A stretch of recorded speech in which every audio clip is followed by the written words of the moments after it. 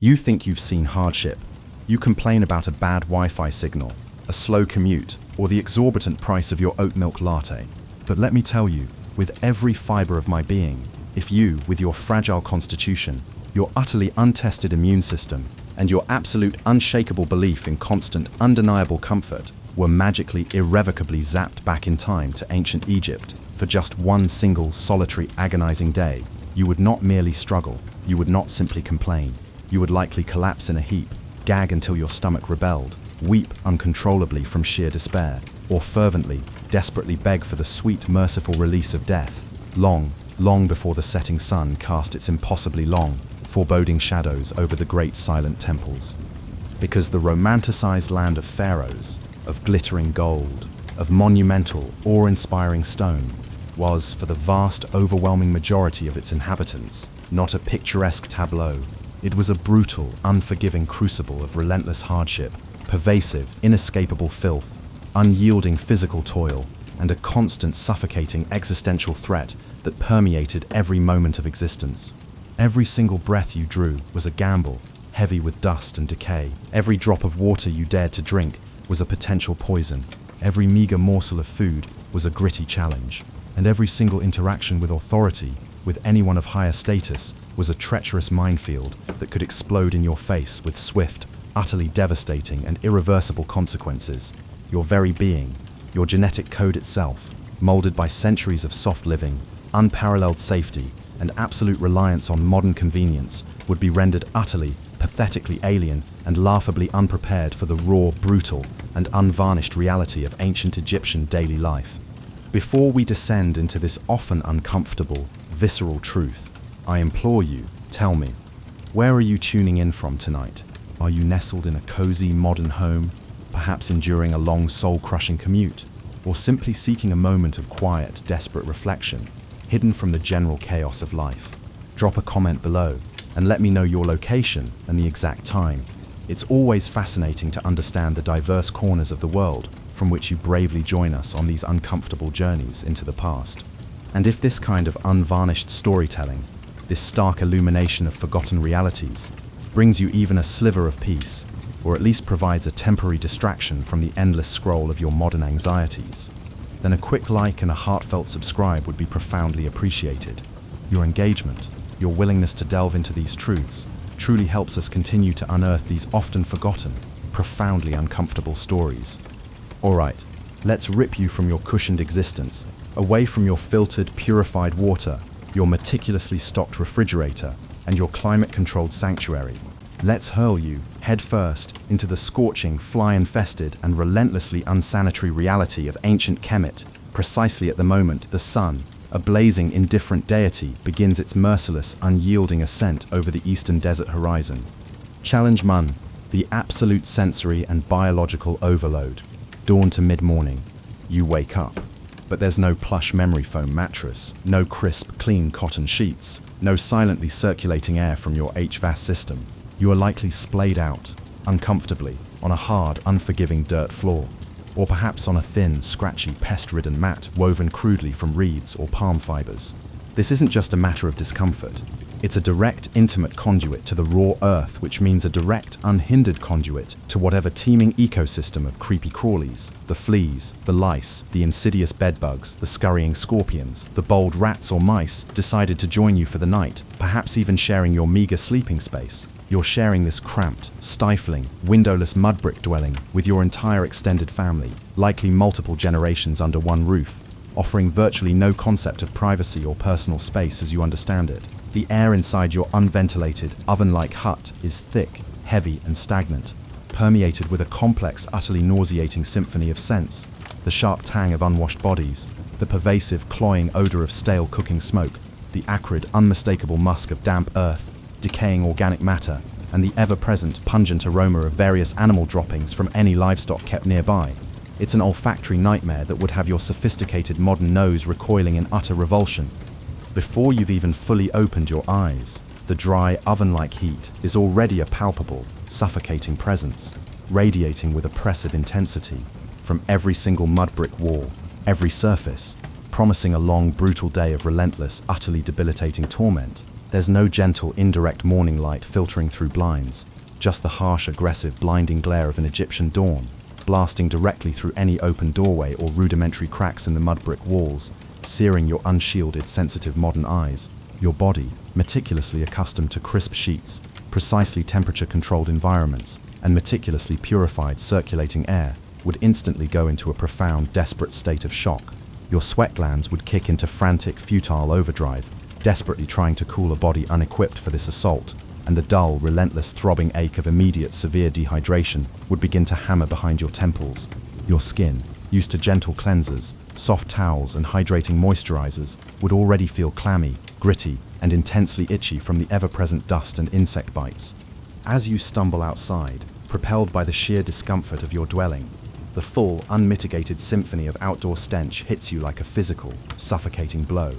The streets, if you can even dignify these uneven, treacherous paths with such a modern term, are not paved with asphalt or concrete, and they are certainly not cleaned by any municipal sanitation service. They are compacted dirt paths, often barely distinguishable from the surrounding, sun-baked landscape, uneven, riddled with potholes, and treacherous underfoot. The air immediately envelops you with a truly overwhelming, stomach-churning, almost unbearable bouquet of putrefaction and decay. Imagine the worst, most neglected, most biohazardous public restroom you've ever encountered. Multiply its reek by 1,000 unwashed, sweat-soaked bodies. Then add the pungent, sickening odor of continuously decomposing refuse from a constantly active marketplace, the sharp ammonia tang of urine, and then bake this entire hellish concoction under a relentless, merciless 40 degrees Celsius, 104 Fahrenheit, or even higher sun. This, my friend, is not an exaggeration. This is your new normal, the constant atmospheric reality of your every waking moment. Open, stagnant sewage canals, often little more than fetid, breeding trenches overflowing with human and animal waste, would run directly alongside your path, or sometimes even through the center of your village, serving as both a water source for some and a disposal site for others. Piles of garbage, attracting literal swarms of buzzing, droning, disease-carrying flies, and a veritable unsavory feast of scavenging animals, from scrawny, mangy dogs to bold, opportunistic rats, would be commonplace, openly festering and decomposing in the searing, unyielding heat. Every single breath you take is not just air, it's a microscopic invasion. The dust, fine as talcum powder, yet abrasively gritty as sandpaper, is utterly omnipresent. It coats everything: your hair, your clothes, the inside of your nose and throat, settling into every crease of your skin, every fold of your rudimentary garments. It's not just inert dirt, it's a vile, noxious cocktail of pulverized desert minerals, dried animal dander, microscopic particles of human and animal excrement, and an unseen, suffocating cloud of airborne pathogens. Your modern lungs, accustomed to the relatively pristine, often filtered and regulated air of urban or suburban environments, would immediately be burning, raw and constricted, probably triggering a violent, uncontrollable coughing fit that would just draw more of those infernal flies to your open mouth. And then there are the flies. Oh, the flies. They are not just numerous, they are a malevolent, insistent, ubiquitous, and utterly overwhelming force. They land on your face with impunity, crawl brazenly around your eyes, settle shamelessly on your lips as you try to speak, buzz persistently and maddeningly around any exposed skin. Drawn by moisture, by sweat, by the very warmth of your living body, you swat at them, reflexively, frantically, in a desperate, ultimately futile gesture. But it's a never-ending, utterly maddening, and profoundly disheartening battle. They are not merely an inconvenience, they are relentless, efficient, disgusting vectors of disease, carrying bacteria and viruses directly from the open filth of the streets, the stagnant canals, and the rotting garbage heaps to your very being, landing on your food, your water, your skin. Within a mere hour or two, your sensitive modern eyes would begin to burn from the constant irritation of airborne sand, fine dust, and the incessant probing of these disgusting insects. Trachoma, a highly contagious bacterial infection spread primarily by these ubiquitous flies, was devastatingly endemic in ancient Egypt and a leading cause of agonizing pain, irreversible scarring, and ultimately permanent, utter blindness. Imagine living with the sheer, maddening agony of constantly irritated, inflamed, and progressively infected eyes, knowing with chilling certainty that eventually they might just seal shut forever, leaving you utterly helpless in a brutal world with absolutely no hope of treatment, no antibiotic eye drops, no corrective surgery. A simple cut or scrape, an almost unavoidable occurrence for someone engaged in any form of manual labor or just navigating the rough, debris-strewn terrain, would fester rapidly into a weeping, agonizing, pus-filled sore because there's no antiseptic, no antibiotics, nothing to prevent a systemic infection or gangrene from setting in, leading to limb loss or death. Your pampered, antibiotic-reliant immune system, a miraculous product of centuries of medical advancement and designed for a comparatively sterile modern world, would be under immediate, overwhelming, and ultimately losing siege from an onslaught of pathogens it has no defense against. Just picturing that first wave of stench, the biting heat, and the relentless assault of flies. What's the very first modern hygiene product or essential service you would truly, utterly despair for? The one that would break your spirit the quickest? Tell us in the comments, and be excruciatingly specific about your sudden, profound craving. Challenge 2. The brutal economy of sustenance and the ever-present predators. Mid-morning to noon, you're already beyond exhausted, profoundly dehydrated, probably battling a severe, splitting headache, a deeply nauseous stomach, and painful, burning, gritty eyes. Your throat is parched, and your stomach is rumbling with unfamiliar, desperate pangs of hunger. You need to eat, and crucially, you need to drink. Your modern diet, with its vast diversity of proteins, an abundance of fresh, clean vegetables and fruits from across the globe, and endless varieties of pre-packaged, sanitized snacks, is now a distant, forgotten, utterly unattainable dream. Your breakfast, and indeed your lunch and dinner, would consist primarily of a hard, coarse, often stale loaf of bread, likely made from emmer wheat, baked in rudimentary ovens. This bread isn't soft and fluffy, it's dense, incredibly chewy, and perhaps most alarmingly, profoundly gritty, because the primitive stone grinding mills used to process the grain would inevitably shed tiny abrasive particles of grit and sand directly into the flour. This pervasive sand in your daily fundamental sustenance isn't just unpleasant, it would gradually, relentlessly, and agonizingly wear down your tooth enamel, leading to painful abscesses, severe infections, and premature tooth loss, a debilitatingly common affliction, evident in virtually every mummified skull discovered from the period. Imagine living with constant, excruciating toothaches, with no dentist, no painkillers more potent than chewed herbs, no root canals, no modern dentistry whatsoever, just throbbing, unrelenting agony, and eventual decay. Your other dietary staples, mostly onions, garlic, leeks, and perhaps some limited seasonal vegetables like lettuce or lentils. Meat is a very rare luxury, reserved only for the very wealthy or for significant religious festivals. Famine, born from a bad harvest or an unpredictable Nile flood, was not a distant possibility, but a constant, terrifying shadow lurking over every family, always just one season away from wiping out entire communities. And then there's the water. Oh, the water. You stumble towards the Nile, the very artery of Egypt, the perceived source of all life and fertility. But remember, this isn't the clean, clear, blue, regulated river you see in travel documentaries, or the sanitized treated water that flows from your tap. The Nile, in ancient times, was a vast, open, bustling, and profoundly unsanitary living entity. It was the communal bath for millions of people, the massive laundry facility, the open-air toilet for countless humans and animals, the primary fishing ground, and the busiest highway for all manner of boats, barges laden with goods and floating refuse, all rolled into one vast, slow-moving, teeming body of water. You're forced to dip your meager clay cup directly into water that is visually cloudy, probably filled with floating organic debris, and absolutely teeming with microscopic life, much of it pathogenic and utterly deadly. Your desperate, overwhelming thirst would compel you to drink, but every single sip is a terrifying life-or-death gamble. You'd be directly ingesting parasites like Bilharzia, also known as schistosomiasis, a debilitating parasitic flatworm that would burrow through your skin, especially if you waded into the water to collect it, or mucous membranes, and then slowly, agonizingly, lay waste to your internal organs, your bladder, your liver, your intestines, leading to chronic pain, severe organ damage, debilitating weakness, and eventually a slow, agonizing death that doctors today barely see outside of highly specific, untreated contexts. Dysentery, typhoid, cholera. These aren't merely exotic historical footnotes from forgotten textbooks. They were the common, everyday, brutally efficient killers, lurking in every drop of water, every mouthful of contaminated food, claiming lives with ruthless, casual efficiency. Your modern gut, meticulously accustomed to filtered, purified water and a thoroughly sanitized, regulated food chain, would revolt almost immediately, leading to debilitating cramps, explosive, uncontrollable diarrhea, and an accelerating descent into dangerous, life-threatening dehydration that you could do nothing to stop. You would literally be flushing your life away, helpless to stop the rapid deterioration.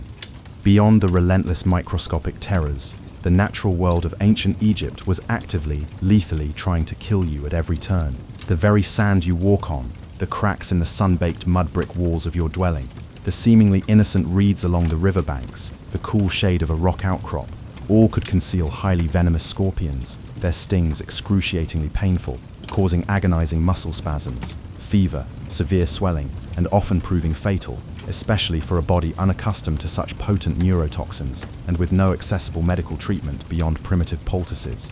Hidden amongst the riverbanks, in the fields, and beneath rocky outcrops were deadly snakes, fearsome cobras, aggressive vipers, a single swift strike meaning a rapid, agonizing end with absolutely no antivenom, no emergency room, no chance for survival, just a brutal, certain journey to the afterlife. And if you dared to dip your aching, blistered feet into the cool, muddy waters of the Nile for even a moment of desperate relief, you'd be entering the undisputed domain of its most fearsome ancient inhabitants, massive Nile crocodiles, apex predators, the size of small boats, masters of the ambush, capable of dragging a full-grown human under the murky waters in seconds.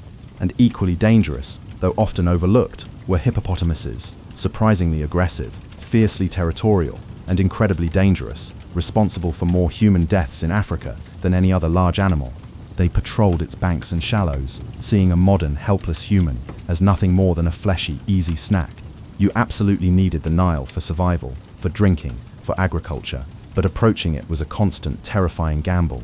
Every sip, every wash, every brief moment of relief, a dance with death you were overwhelmingly unlikely to win.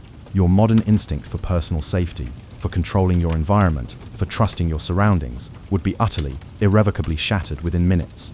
After that first glass of parasite-laden Nile water and a mouthful of gritty, sand-laced bread, what's the one specific thing from your modern diet, or your modern safety regulations, or even just a common modern animal, that you'd instantly sell your soul to have back? Tell us your most profound, desperate craving in the comments, and don't hold back on the details. Challenge 3. The relentless grind and the chains of society. Noon to afternoon. You're already beyond exhausted, profoundly dehydrated, probably battling a severe, splitting headache, a nauseous, cramping stomach, and painful, burning, gritty eyes. But there's no reprieve, no comfortable lunch break in a climate-controlled cafeteria, no power nap, no sitting down. If you're a common peasant, which statistically 90% of the population was, your entire life, every waking moment, is dictated by the merciless rhythms of the sun and the absolute unyielding demands of the pharaoh and his countless faceless officials. This isn't just about the iconic images of building pyramids, which, yes, would also be a very real, very brutal part of the forced labor system. It's about endless, back-breaking toil in the fields, under the direct, merciless gaze of the sun, digging and maintaining the intricate network of irrigation canals that were the very lifeblood of Egyptian agriculture, ensuring the precious floodwaters reached the crops. It's about hauling massive stones for various public works, temples, tombs, administrative buildings, with only rudimentary tools and raw human strength. It's about endlessly processing vast quantities of crops, threshing, winnowing, pounding grain into that gritty flour, all done manually, hour after brutal hour, day after grueling day.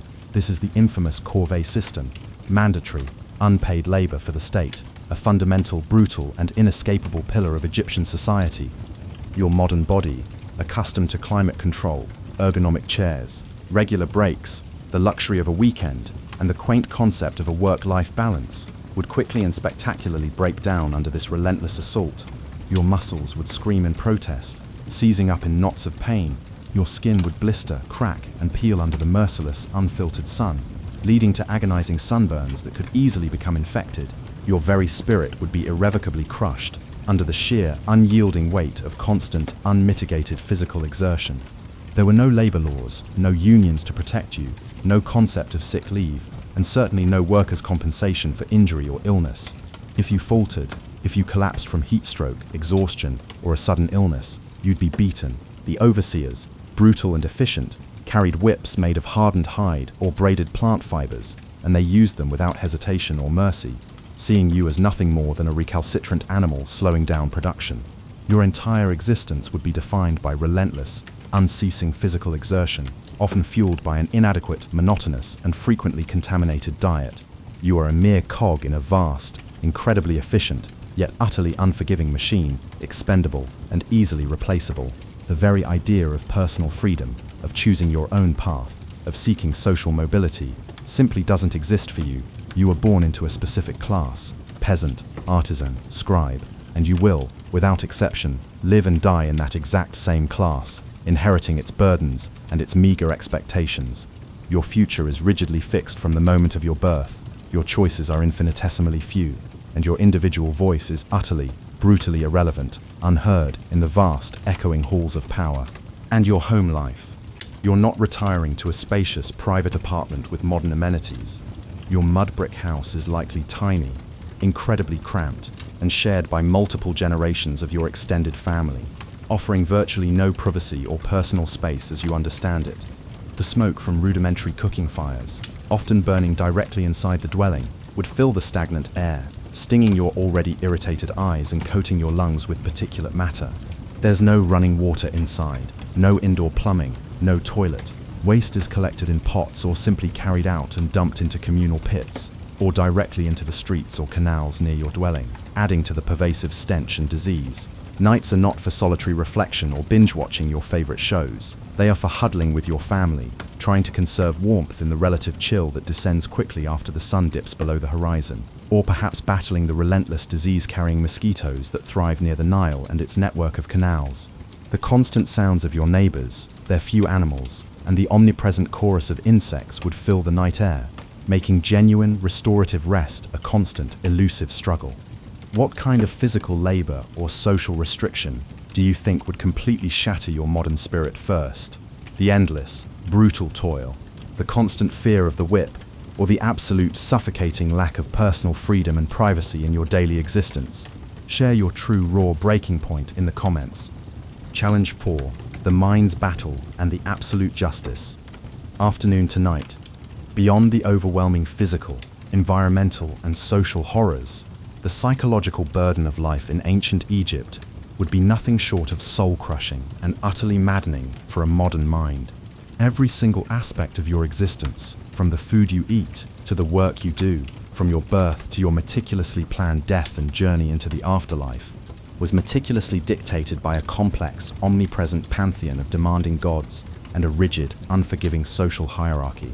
You were firmly at the very bottom, beneath scribes, priests, nobles, and of course the divine Pharaoh, a living god whose word was absolute law and whose power was utterly unquestioned, extending into the realms of divine will.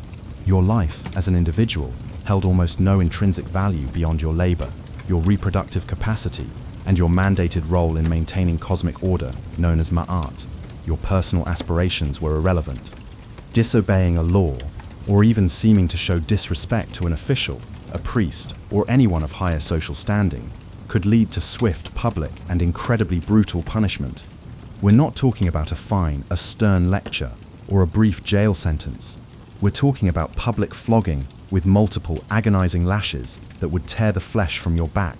We're talking about agonizing mutilation, like having your nose or ears cut off for repeated theft, perjury, or dishonesty, leaving you permanently disfigured and publicly shamed, or immediate, often gruesome, public execution by decapitation or impalement. There was no concept of due process as we understand it in the modern world, no right to a fair trial with legal representation, no appeal, no concept of individual rights or inherent human dignity. Your fate was inextricably tied to the arbitrary whims of the powerful, the perceived will of inscrutable, easily angered gods, and the often corrupt interpretations of officials.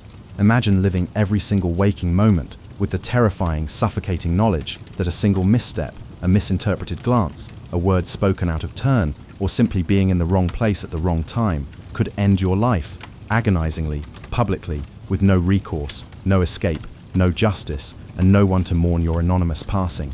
The sheer weight of constant, omnipresent fear, the the absolute absence of fairness or equity, and the profound feeling of total, inescapable powerlessness would be a crushing psychological burden that would undoubtedly break your modern mind. Your contemporary consciousness, accustomed to freedom of speech, legal protections, and a fundamental belief in human rights and justice, would be shattered into a million unrecognizable pieces. As the sun, that relentless, inescapable eye of Ra, finally begins its agonizing descent, casting long crimson shadows across the dusty landscape, there's no flick of a light switch to banish the encroaching gloom. You're plunged into near-total, oppressive darkness, perhaps lit only by a flickering, smoky oil lamp that offers little more than dancing, shifting shadows and a pervasive odor of burning oil that irritates your lungs. There's no internet, no television, no music streaming, no vast libraries of books unless you are a highly privileged scribe. Your entertainment would be incredibly limited, perhaps some local storytelling passed down through generations, the occasional rare village festival, or simply the quiet, suffocating hum of the night, punctuated by the distant cries of wild animals and the constant, maddening buzz of ever-present insects. Your world would feel incredibly small, limited to your immediate village and the few familiar faces within it, and the few oft-repeated stories passed down verbally through generations. The vastness of the cosmos, the intricate, terrifying mythology of the gods, would be profoundly, terrifyingly real, influencing every decision, every fear, and casting a long, heavy shadow over your daily anxieties and fleeting hopes. Your dreams, if you could even find deep restorative sleep, amidst the constant discomfort, the gnawing hunger, and the pervasive fear, would likely be haunted by the day's struggles and the overwhelming, suffocating feeling of being utterly out of control of your own miserable destiny. You wouldn't last a day, you'd break. You'd break from the overwhelming, unyielding heat that bakes your very soul and sucks the moisture from your bones, turning your insides to dust. You'd break from the pervasive, nauseating filth that assaults every single one of your senses, from the moment you wake until the moment you pass out from sheer, utter exhaustion. You'd succumb to the constant, debilitating hunger and thirst that gnaws relentlessly at your insides, exacerbated by the gritty, unsanitary, and utterly monotonous food and contaminated water.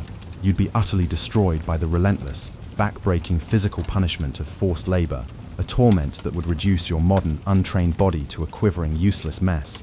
You'd be overcome by the sheer, paralyzing terror of unseen, microscopic diseases and very real, deadly predators lurking in every shadow, around every corner of your daily, exposed life. And perhaps most likely, you'd be annihilated by the crushing, soul-destroying psychological burden of living in a world where your life held almost no value beyond your mere labor, where justice was a cruel, arbitrary joke, and where the very concept of individual freedom was an alien, dangerous, and utterly forbidden delusion. Modern humans, pampered by centuries of unimaginable progress, by the luxuries of sanitation, medicine, comfort, and rights, are simply not equipped for the raw, brutal, and utterly unforgiving reality of ancient Egypt. We have evolved too far into comfort, into safety, into personal freedom, and into a sterile, technologically advanced bubble of convenience to ever truly survive a single day in their world. So while the majestic pyramids, the glittering treasures of Tutankhamun, and the fascinating complex mythology of ancient Egypt might continue to enthrall us from the safe, comfortable distance of history books, crowded museum halls, and high-definition documentaries, it's a stark, sweat-soaked, profoundly humbling, and utterly terrifying reminder that sometimes history is indeed best appreciated from a very, very, very, very comfortable distance. Perhaps next time you're enjoying a cold, filtered drink from a clean tap, stepping into a refreshing hot shower, or simply expressing an opinion on social media without fear of instant brutal reprisal, you'll spare a profound thought for those countless nameless souls who endured a reality that would utterly, fundamentally break you in mere hours. What specific part of ancient Egyptian daily life do you think you'd find surprisingly tolerable, despite all the immense, crushing hardship, if any part at all? Be brutally honest with yourself, and share your deepest, darkest, most absurd thoughts in the comments below. If this kind of unvarnished storytelling, this raw, unfiltered glimpse into a bygone brutality, brings you even a sliver of peace, or at least provides a temporary, profound distraction from the endless scroll of your modern anxieties, then a quick like and a heartfelt subscribe would be profoundly appreciated. Your engagement, your willingness to delve into these uncomfortable truths, truly helps us continue to unearth these often forgotten, profoundly challenging, and utterly fascinating stories. You think you know Henry VIII, the guy with 6 wives who founded the Church of England? Well, buckle up, because the real Henry VIII was so much worse than any history textbook dares to tell you. A king so grotesquely obese that he needed mechanical devices just to move around. His once athletic physique a distant, forgotten memory. A man whose rotting leg wounds festered for years, smelling so horrific that even his most loyal servants would literally run away gagging, clutching perfumed handkerchiefs to their faces. A ruler whose own body was falling apart so dramatically that upon his death, his coffin didn't just leak, it exploded from the gases of his violently decomposing corpse, scattering royal remains. Before we descend into this often uncomfortable truth, tell me, where are you tuning in from tonight? Are you nestled in a cozy modern home, perhaps enduring a long commute, or simply seeking a moment of quiet reflection, hidden from the general chaos of life? Drop a comment below and let me know your location and the time, and don't forget to like and subscribe. Your engagement truly helps us continue to unearth these often forgotten stories. You're about to discover the shocking, gruesome, and utterly bizarre curiosities about Henry VIII that make even the most dramatic episodes of Game of Thrones look like a children's fairy tale. From his inexplicable eating rituals, which consumed entire livestock and required a small army of chefs, to his escalating, suffocating paranoia that transformed his court into a psychological horror show. From his treatment of wives that went far beyond mere execution, delving into calculated psychological torment, to the grotesque, undignified reality of his final years, and even his death itself. These are the unsettling facts, hidden in dusty archives and often glossed over, that will irrevocably change everything you thought you knew about England's most infamous and truly monstrous king. Prepare yourselves, for the truth is far more putrid than the legends. His body was a walking disaster. Let's start with the most visceral and shocking truth about Henry VIII. By the very end of his reign, he wasn't merely ill or overweight. He was, to put it bluntly, literally a walking, breathing corpse. His body failing him in the most spectacular and repulsive ways imaginable. We're talking about a man whose once legendary athletic physique had transformed into something so grotesque, so profoundly unwell, that even his own hardened servants, accustomed to the brutal realities of court life, were visibly traumatized by his presence. Accounts from the period, whispered amongst courtiers and later penned in hesitant letters, paint a horrifying picture. Henry's waist, once trim and powerful, had ballooned to an astounding 54 inches. To truly grasp the scale of this, consider that in an era where the average man stood perhaps 5.5 feet tall, 54 inches is a measurement that exceeds the height of many individuals. He weighed an estimated 400 lebsibs, a staggering mass in an era when the average man weighed a mere 140 pounds. This was not simply a case of a king indulging in too much rich food. Something far more insidious was at play, turning his body into a massive, festering monument to his decline. But here's the truly horrifying, stomach-turning part. It wasn't just the morbid obesity that defined his final agonizing years. His legs, once strong enough for jousting and hunting, were covered in festering, weeping, open wounds that never, ever healed. These weren't just small cuts or minor sores. We are talking about massive chronic ulcers that continuously oozed pus, blood, and decaying flesh. The sheer, overwhelming stench that emanated from these necrotic wounds was so potent, so utterly repulsive, that courtiers, hardened by the lack of hygiene in Tudor England, would instinctively hold perfumed handkerchiefs or even small bouquets of flowers to their faces when duty demanded they approach the king. Imagine the scene, a bustling royal court, vibrant with silks and jewels, yet pervaded by an invisible, putrid cloud.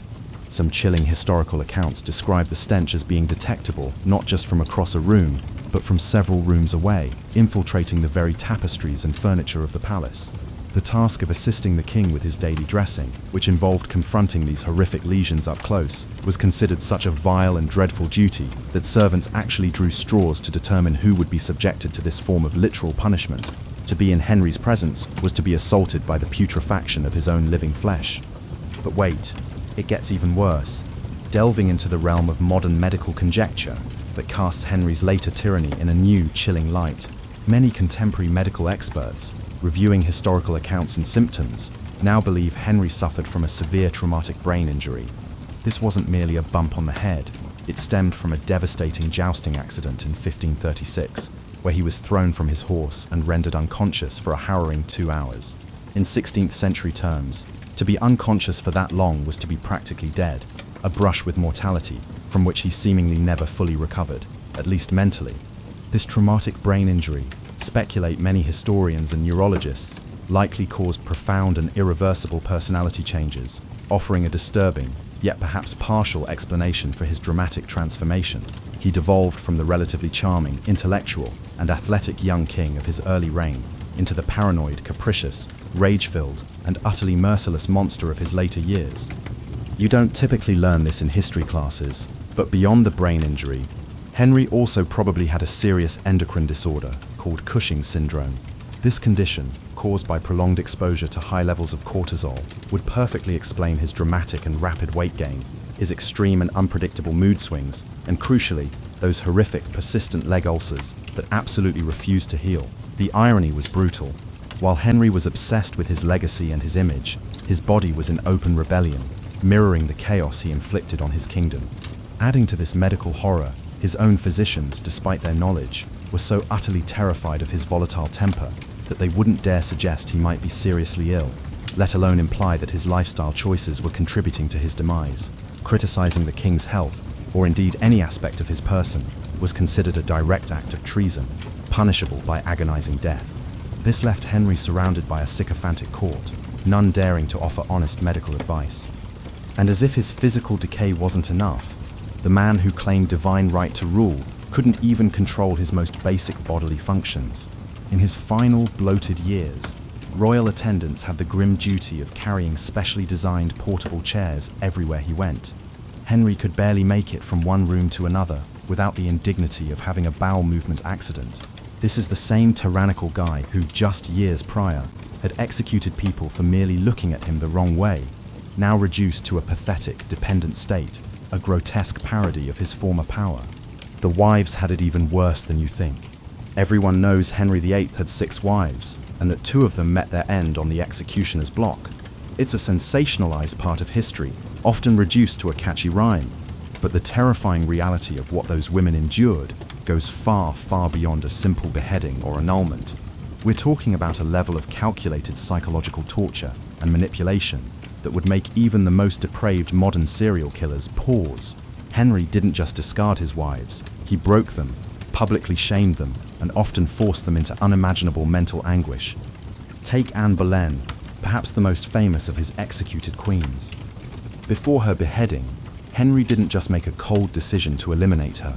He orchestrated an elaborate, cruel, and meticulously planned frame-up, weaving a web of false accusations of adultery, incest, and treason. This involved forcing her own musician, Mark Smeaton, to confess under agonizing torture to having an affair with her, a confession almost certainly extracted under duress. But here's the truly sick, unimaginable part. Henry, the ultimate puppet master, reportedly made Anne Boleyn watch from her prison window in the Tower of London, as 5 men, including her own beloved brother, George Boleyn, were executed for allegedly sleeping with her. Imagine her agony. She had to stand there, helpless, knowing she was next, forced to witness innocent people die agonizing deaths, all because of her husband's escalating paranoia and desperate need to be rid of her. It was a spectacle designed to crush her spirit before her body. Then there was Catherine Howard, Henry's 5th wife, who got it even worse in some respects. She was barely out of her teens, essentially a teenager, when Henry, a morbidly obese and ailing man, married her. When he discovered her past innocent relationships, a fury of possessiveness consumed him. He didn't just execute her, he went further, making it a legal precedent. He personally pushed through Parliament a monstrous law, the Act of Attainder, making it treason for anyone to marry the king or queen without first revealing their complete sexual history. Imagine being so petty, so consumed by your own insecurity and rage, that you changed the entire legal system of England because your teenage wife wasn't a virgin upon marriage to you. It was a direct, humiliating public indictment of her, designed to retroactively justify his tyrannical actions. But beyond the executions and legal maneuverings, the psychological games Henry played were arguably the most insidious form of torture. He was a master of emotional manipulation. He would shower his wives with extravagant gifts, effusive affection, and promises of eternal devotion one day, only to completely ignore them, subject them to chilling silences, or openly threaten their lives and their family's safety the next. This constant, unpredictable cycle of love bombing and terror kept them in a perpetual state of fear and emotional instability. Consider Catherine of Aragon, his first wife. After years of marriage, she spent her final, heartbreaking years essentially under house arrest, cruelly separated from her beloved daughter Mary, who she was forbidden from seeing. All the while, Henry viciously spread rumors that she was mentally ill and deranged, attempting to discredit her in the eyes of his court and the world. She died alone, isolated in Kimbolton Castle, possibly poisoned by those eager to please the king, writing desperate, heartfelt letters to Henry that he never even bothered to read. The man treated human beings like disposable objects, pawns in his grand, self-serving game for a male heir and absolute power. Here's something that will truly blow your mind. Henry actually forced his wives to sign documents agreeing to their own divorces or annulments. Anne of Cleves, his fourth wife, was so utterly terrified of him, witnessing the fates of Anne Boleyn and Catherine Howard, that she readily agreed to a fake marriage annulment, fabricating reasons for its invalidity just to avoid execution. She basically had to pretend their marriage never even happened, and then, in a final twisted indignity, she had to publicly thank him for the privilege of not being murdered. And Jane Seymour, often painted as the lucky one because she died of natural causes.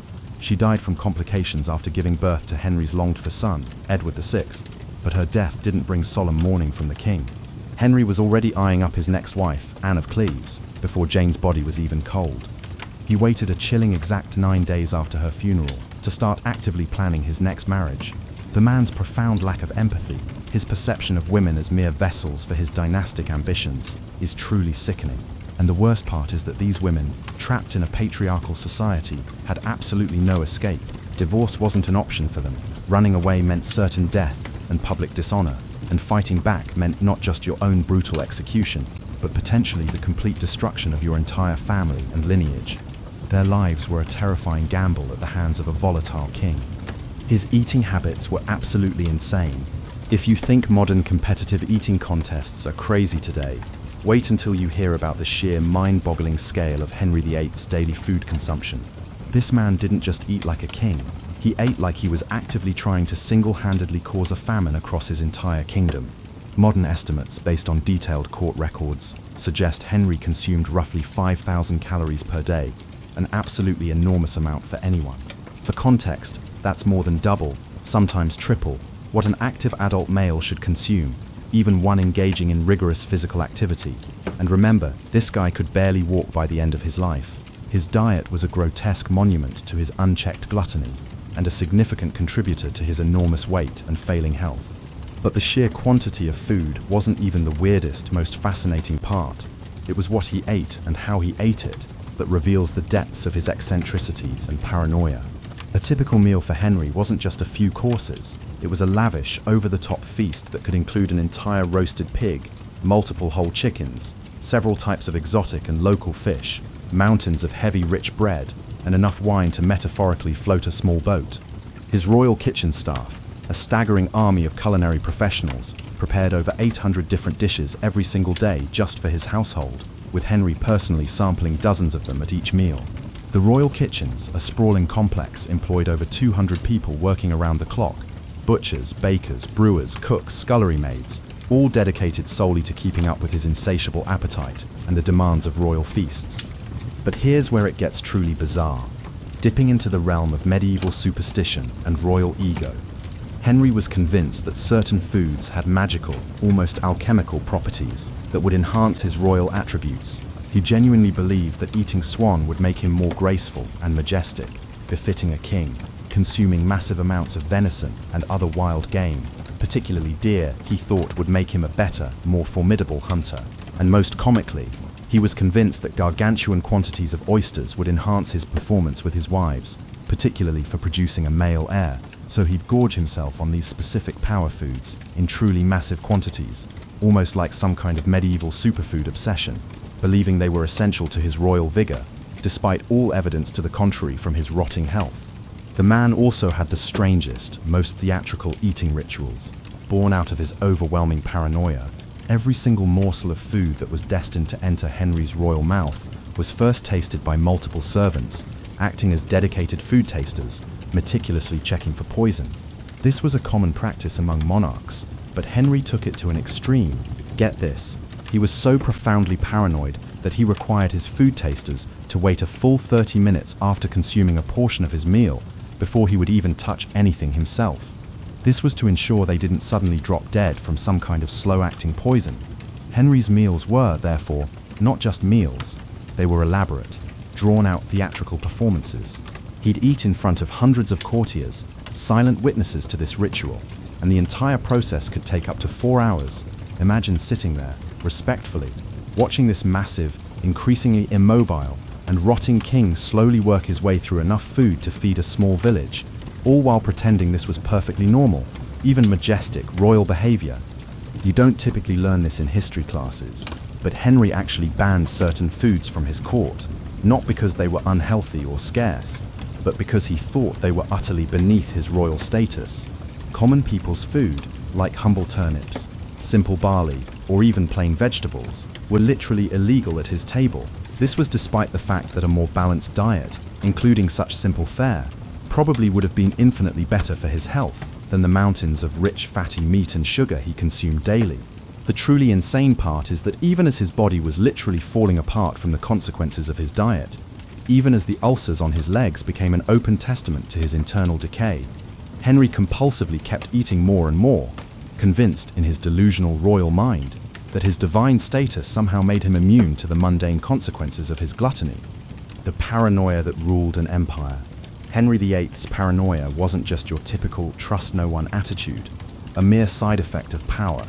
This man cultivated and enforced a chilling atmosphere of fear that turned his entire kingdom into a vast, intricate surveillance state, a system that would make even modern dictators green with envy. By his final desperate years, Henry was so profoundly convinced that everyone, from his closest advisors to his own family members, was plotting against him, that he systematically transformed royal life into a living, waking nightmare for everyone around him. The air at court was thick with suspicion, every conversation a potential trap, every gesture scrutinized. Let's start with his private, innermost sanctum, his sleeping arrangements. The king, ostensibly the most secure man in England, slept with loaded crossbows readily accessible next to his bed and kept multiple sharp daggers secreted under his pillow. But even these personal defenses weren't enough to quell the demons of his mind. He further demanded that heavily armed guards be stationed inside his very bedroom, watching him sleep through the entire night, their silent vigil a constant reminder of his deep-seated fear. Imagine the chilling reality, being so utterly terrified of assassination, of a dagger in the dark, that you couldn't even close your eyes without witnesses, knowing armed men were observing your most vulnerable state. Sleep offered no true escape from his terror. The royal palaces themselves, once grand symbols of power and artistry, became fortresses of paranoia. Henry, consumed by his fears, ordered the clandestine construction of numerous secret passages, hidden stairwells, and concealed compartments throughout every building he resided in. These weren't for romantic trysts or convenient shortcuts. They were meticulously designed escape routes, so he could flee if assassins managed to breach his formidable defenses. Furthermore, his obsession with surveillance extended to installing concealed peepholes in walls, allowing him to spy on his own unsuspecting courtiers. Hidden listening devices, ingeniously placed behind tapestries or within intricate carvings, were installed in meeting rooms, enabling him to eavesdrop on supposedly private conversations, turning casual remarks into potential treasonous whispers.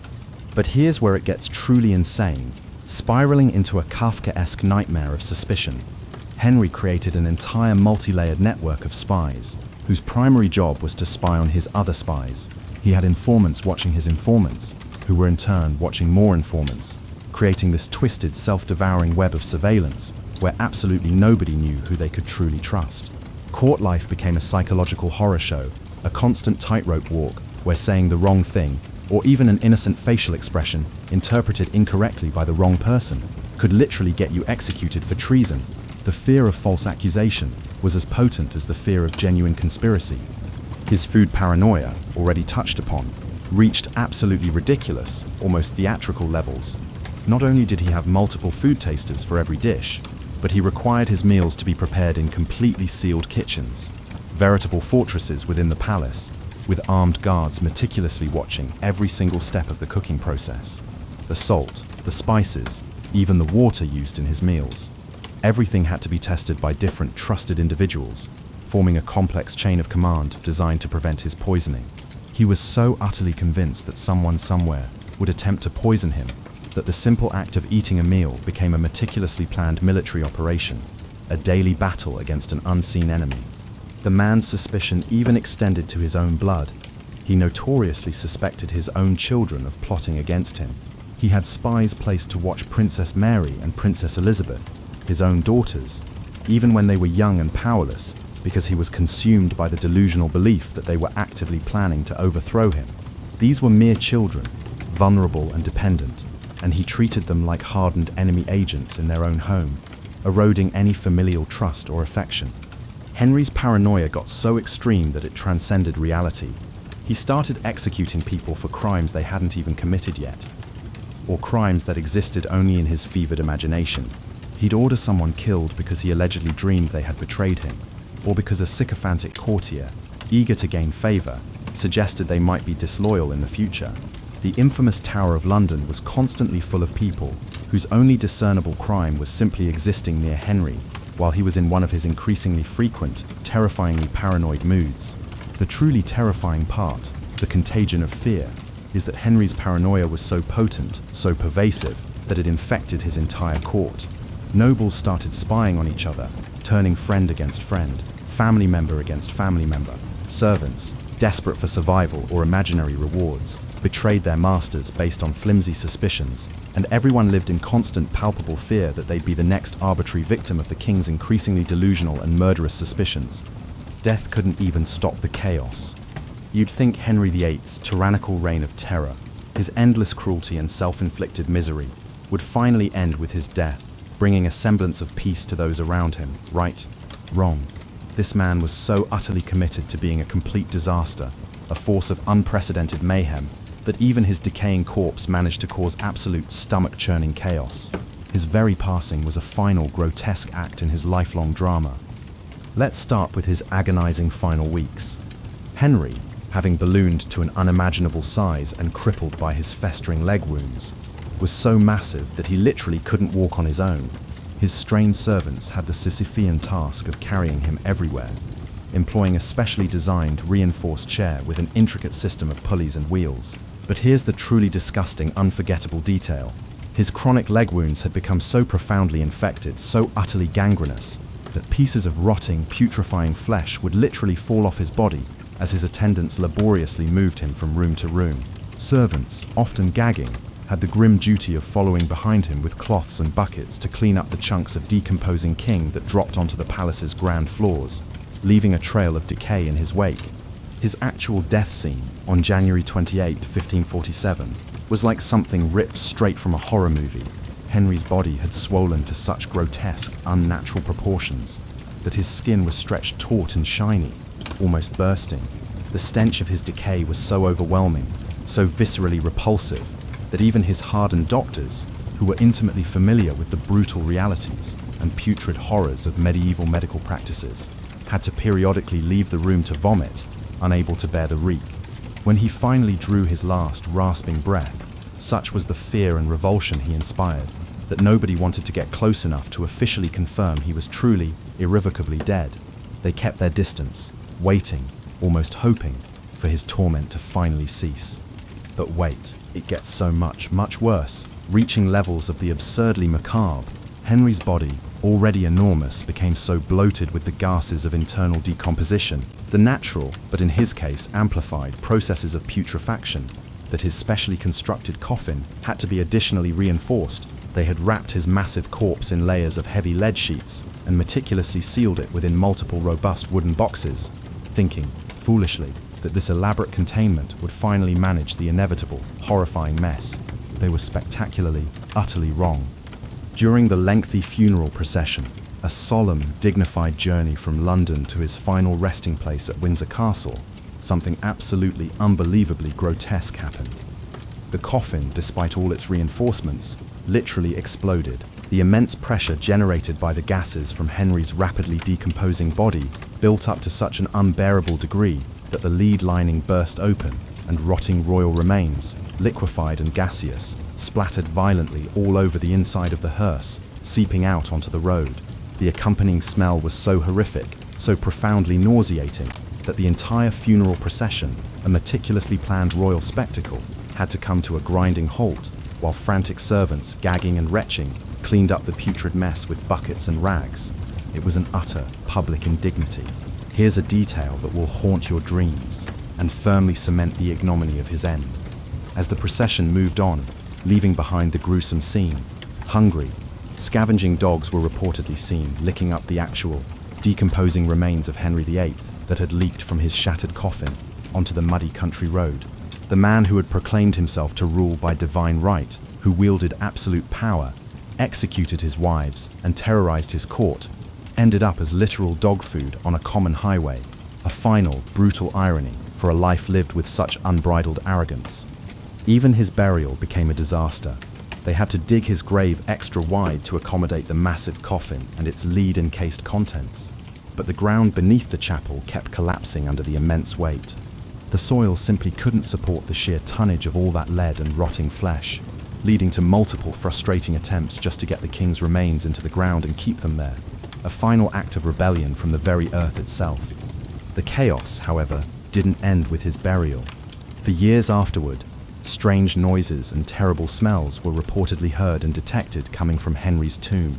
Some superstitious souls claimed it was his restless ghost, unable to find peace even in death.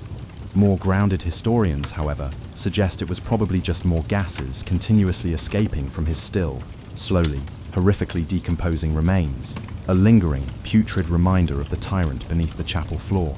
You don't learn this in history classes out there, but Henry's death and the gruesome handling of his body was so traumatic for everyone involved that several of the servants who were forced to handle his decaying corpse reportedly died within weeks of his funeral, possibly from infections they caught from direct contact with his rotting flesh. Their lives too were consumed by the king's terrifying end. So there you have it, the real Henry VIII. Not the charismatic, idealized king of popular culture, but a walking, talking disaster whose own body spectacularly betrayed him, just as dramatically as he betrayed everyone and everything around him. A man so utterly consumed by uncontrollable paranoia, insatiable gluttony, and a monstrous ego that he systematically turned one of Europe's most powerful and vibrant kingdoms into his personal horror show. The most powerful man in England became, in his final years, a pathetic, immobile prisoner of his own decaying body, and even death itself, the ultimate end, couldn't quell his capacity for causing absolute, visceral chaos. His enduring legacy isn't just the Church of England or the tragic fates of his 6 wives. It's a chilling, unforgettable masterclass in how absolute, unchecked power can utterly corrupt a human being, transforming them into something genuinely monstrous. If these disturbing, bizarre, and horrifying royal facts made you question everything you thought you knew about history, maybe hit that subscribe button, because there are plenty more gruesome, untold truths that textbooks conveniently leave out. And trust me, you haven't heard anything yet. Alright, settle in, because tonight we're peeling back the grim, unglamorous layers of one of history's most romanticized professions, the medieval assassin. Forget the sleek, silent killers of Hollywood, the masters of disguise who melt into shadows with ease. The truth, as always, is far less cinematic and considerably more sticky. If you've ever fantasized about being a shadowy blade in the dark, a master of stealth and intrigue, prepare for a very rude, very cold, and often very smelly awakening. Because in the actual Middle Ages, being an assassin wasn't just dangerous, it genuinely profoundly sucked. Before we descend into this often uncomfortable truth, tell me, where are you tuning in from tonight? Are you nestled in a cozy, modern home, perhaps enduring a long commute, or simply seeking a moment of quiet reflection, hidden from the general chaos of life? Drop a comment below and let me know your location and the time. And if this kind of unvarnished storytelling brings you even a sliver of peace, or at least keeps you from the endless scroll of modern anxieties, then a quick like and subscribe would be deeply appreciated. It's oddly comforting to know who else is drifting off to the same slow march through history. First off, let's talk gear, or rather, the distinct lack thereof. Today, a hitman has access to suppressed firearms, advanced surveillance tech, and a wardrobe that lets them blend into any crowd. A medieval assassin. You were lucky if you had a slightly sharper than average dagger, probably one you stole from a stable boy, and a cloak that didn't have too many holes in it. Forget high-tech listening devices. Your ears were your best friend, pressed against a flimsy wooden door, hoping to catch a whispered conversation. Night vision goggles. You had the moon if it was out, and if it wasn't, you had pure, unadulterated darkness, often punctuated by the occasional rat scurrying over your foot. Imagine trying to navigate a genuinely pitch-black, uneven, sewage-filled alleyway with nothing but your memory and the faint stench of rotten cabbage to guide you. That's your high-stakes stealth mission right there. And speaking of weapons, poison was often your best bet, but it was slow, unreliable, and almost certainly lethal if it backfired on you. A quick, clean kill with a silent blade, highly improbable. Blades were clunky, often loud, and almost impossible to withdraw quietly from a struggling victim. Plus, medieval people wore layers upon layers of thick, coarse wool, leather, and sometimes even a padded gambeson under their clothes.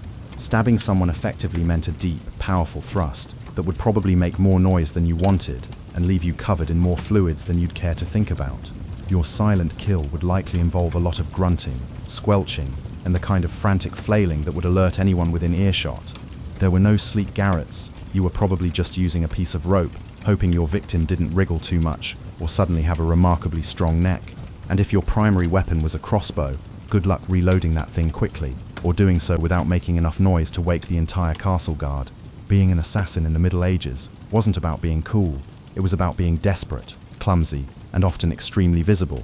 In the Middle Ages, privacy was a laughable concept, and anonymity, that was a privilege reserved for ghosts.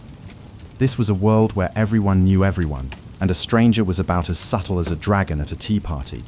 Imagine trying to blend in when the entire population of a village might be fewer than 300 people.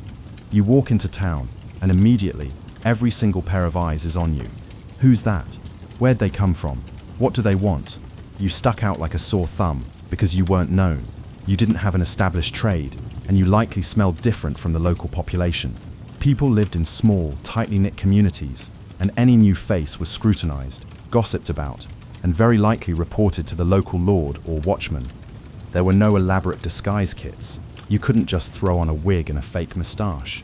Your best bet was probably to smear some mud on your face, put on a common peasant's tunic, and hope no one noticed you had significantly cleaner teeth, or spoke with a slightly different accent. And accents were a dead giveaway.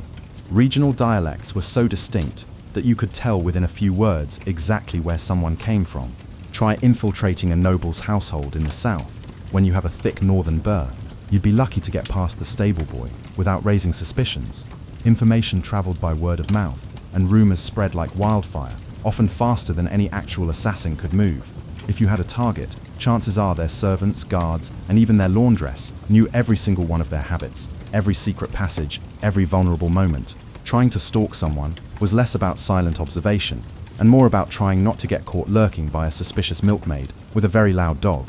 So if you ever think being a medieval assassin sounds glamorous, just remember that your biggest enemy wasn't the target's bodyguard. It was probably Mrs. Henderson from down the lane, who noticed you weren't from around here and had an unusually clean tunic.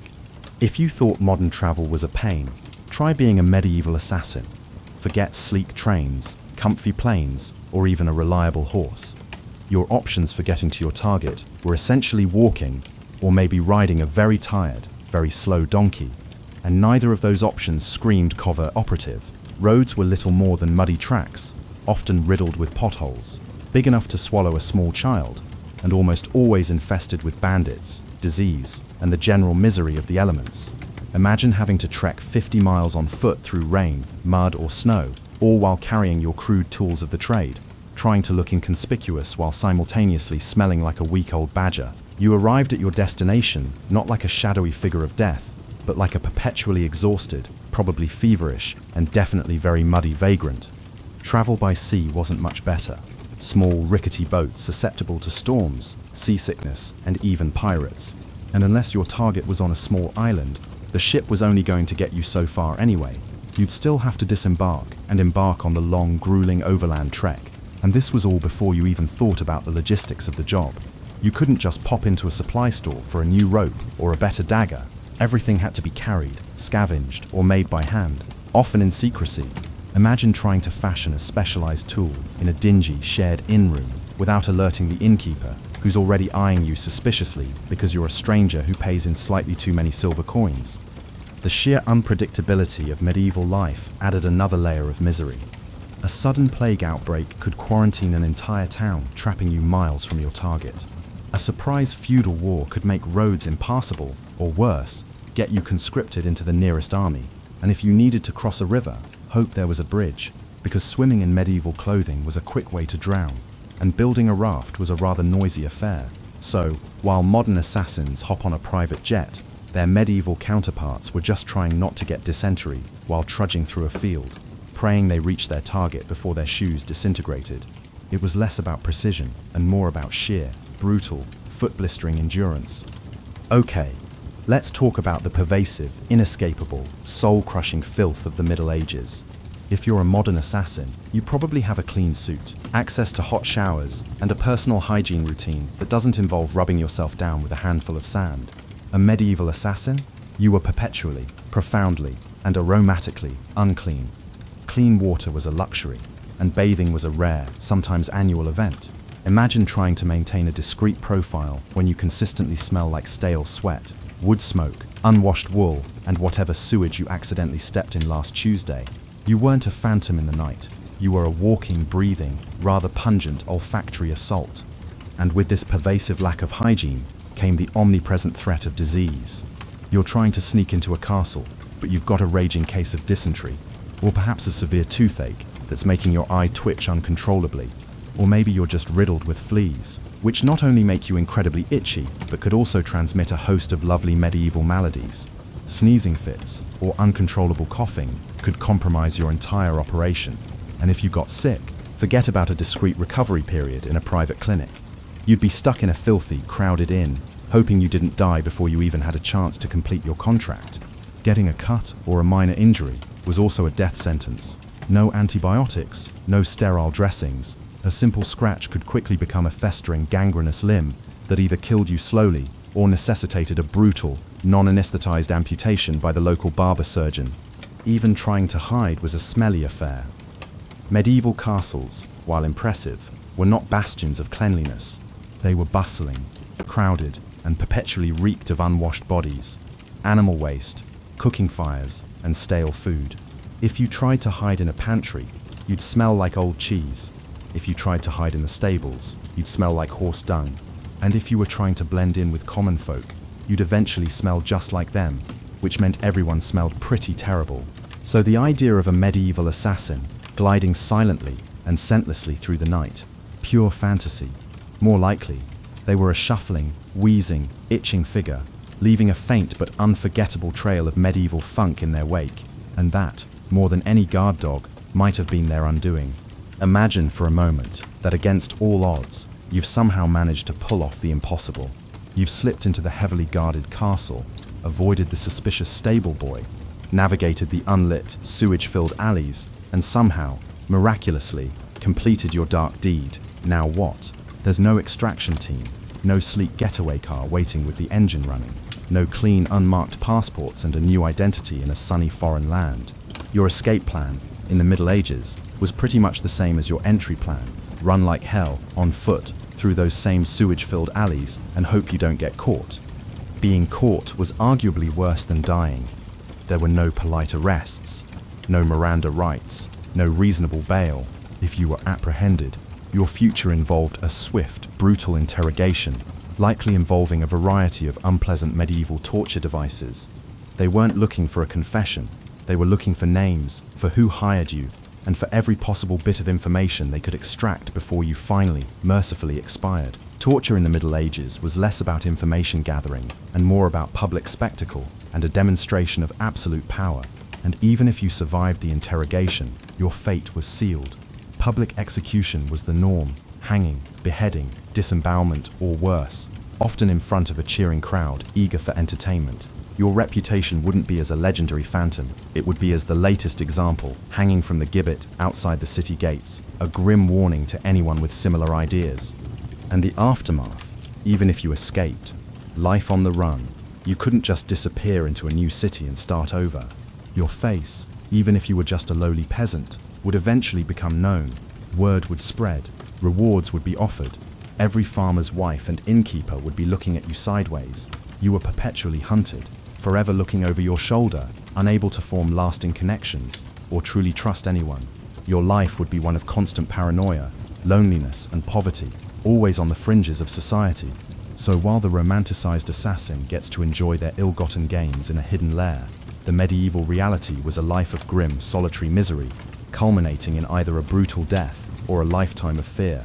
Not exactly retirement material, is it? Becoming a medieval assassin wasn't about enrolling in a prestigious academy or mastering arcane techniques. It was about raw, brutal survival, often from a very young age, and a set of skills acquired through desperation, violence, and a distinct lack of better options. There were no senseis or grandmasters teaching you how to fall silently from rooftops. You probably just fell a lot, got injured, and eventually learned how to land slightly less awkwardly. Your training ground wasn't a pristine dojo. It was the unforgiving streets, the shadowy corners of market squares, and the harsh realities of medieval warfare or banditry. You learned to fight dirty because there was no honor, only survival. Every scrap of knowledge was hard-won, often at the cost of pain or near-death experiences. Forget mastering complex martial arts. Your combat training usually consisted of learning how to quickly incapacitate a target with a blunt object, a quick stab, or a garrote before they could raise an alarm. It wasn't about elegance, it was about efficiency and brutality. You learned how to pick a pocket by being caught and beaten until you got better. You learned how to scale a wall by repeatedly failing and falling until you found a hidden handhold. And your intelligence gathering wasn't sophisticated espionage. It was eavesdropping in taverns, bribing disgruntled servants with a few meager coins, or simply observing predictable routines from a distance, hoping no one noticed you lurking. Moreover, the career of a medieval assassin was almost certainly short-lived. The sheer risks involved, the constant danger of exposure, disease, or a botched job, meant that few, if any, lived to a ripe old age or retired comfortably to a quiet cottage. Your retirement plan was usually an early violent death, often at the end of a rope or a blade. Every successful mission only increased the odds of a future failure, as more powerful enemies would take notice and more people would be looking for you. The skills you learned were specialized for violence and deceit, rendering you utterly useless for any kind of legitimate life. You couldn't just quit and become a baker. Your past would forever follow you, and the violence you inflicted would eventually consume you. So, while the idea of a highly skilled, enigmatic assassin is alluring, the reality was a life of grim, brutal lessons, constant danger, and a statistical certainty of a very unglamorous end. In the Middle Ages, an assassin's paycheck wasn't a neatly deposited sum into a Swiss bank account. It was usually a handful of silver coins, maybe a rough gem, or a promise that your family wouldn't be evicted from their hovel for another season. And often, even that meager payment was unreliable, if not outright dangerous. Your employer was likely a powerful lord, a desperate merchant, or a jealous rival, none of whom were known for their impeccable ethics or financial transparency. They might promise you a fortune, but actually delivering it was another story. Imagine having just completed a life-threatening mission, only to have your patron decide they don't want to pay, or worse, they want to eliminate you to tie up loose ends. You, a shadowy outcast, had no recourse, no union, no legal protection. You couldn't exactly sue the Duke for breach of contract. Your best bet was to just vanish and hope you didn't become the next target. Sometimes payment wasn't even in currency, but in goods. A sack of grain, a sheep, or permission to squat on a piece of land. While valuable in a subsistence economy, it wasn't exactly the glamorous wealth you might imagine. And what about expenses?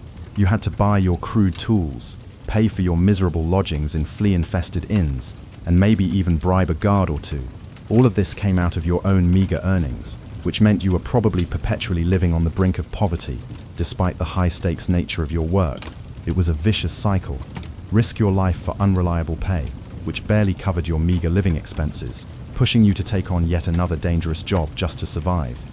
Even the reward of reputation was a double-edged sword.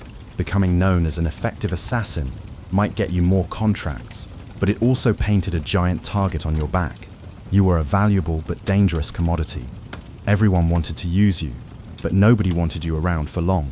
The more successful you were, the more paranoid you became, always wondering if the next contract was a setup, or if the person hiring you was actually planning your demise.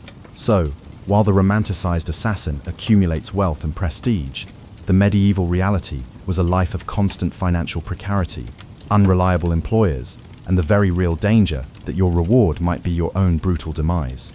It wasn't a path to riches, it was a desperate gamble against starvation and death, with slim odds of winning.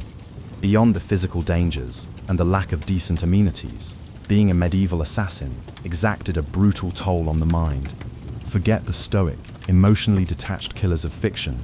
The medieval reality was a life steeped in pervasive paranoia, profound loneliness, and the constant soul-gnawing fear of discovery. You couldn't trust anyone. Your employers saw you as a disposable tool. Your targets were, well, your targets, and everyone else in medieval society, from the local lord to the lowliest peasant, would likely view you with suspicion, fear, or outright hatred if your true nature became known. You lived a life of secrets, and that meant a life of profound isolation. There were no friendly faces to confide in, no support networks, no one to share a mug of ale with, without wondering if they were trying to poison you, or if they were subtly scrutinizing your every move. Every stranger was a potential threat, a spy, or someone looking to collect a bounty on your head. Every unexpected noise was an alarm. Every knock at the door sent a jolt of ice through your veins. You couldn't relax, not really. Sleep was often fitful, plagued by nightmares of botched jobs, vengeful victims, or the chilling prospect of the torturer's rack. The constant hypervigilance would wear anyone down, transforming even the most resilient individual into a paranoid wreck. The psychological burden of taking a human life, even if you were detached, was immense. The medieval world was deeply religious, and the concept of eternal damnation for mortal sins was very real. Imagine living with the constant fear that not only would you suffer a gruesome death in this life, but your soul would be condemned to endless torment in the next. It was a terrifying prospect for even the most hardened killer. So while the idea of a medieval assassin might conjure images of dark glamour, the reality was a life devoid of trust, warmth, or peace. It was a solitary, hunted existence where your mind became as much a prison as any dungeon, slowly eroding your sanity with every secret kept, every life taken, and every shadow that seemed to move just a little too quickly. Not exactly a blueprint for mental well-being, is it? So there you have it, the profoundly unglamorous, often miserable, and almost certainly short life of a medieval assassin. Forget the romanticized image of the silent, elusive phantom.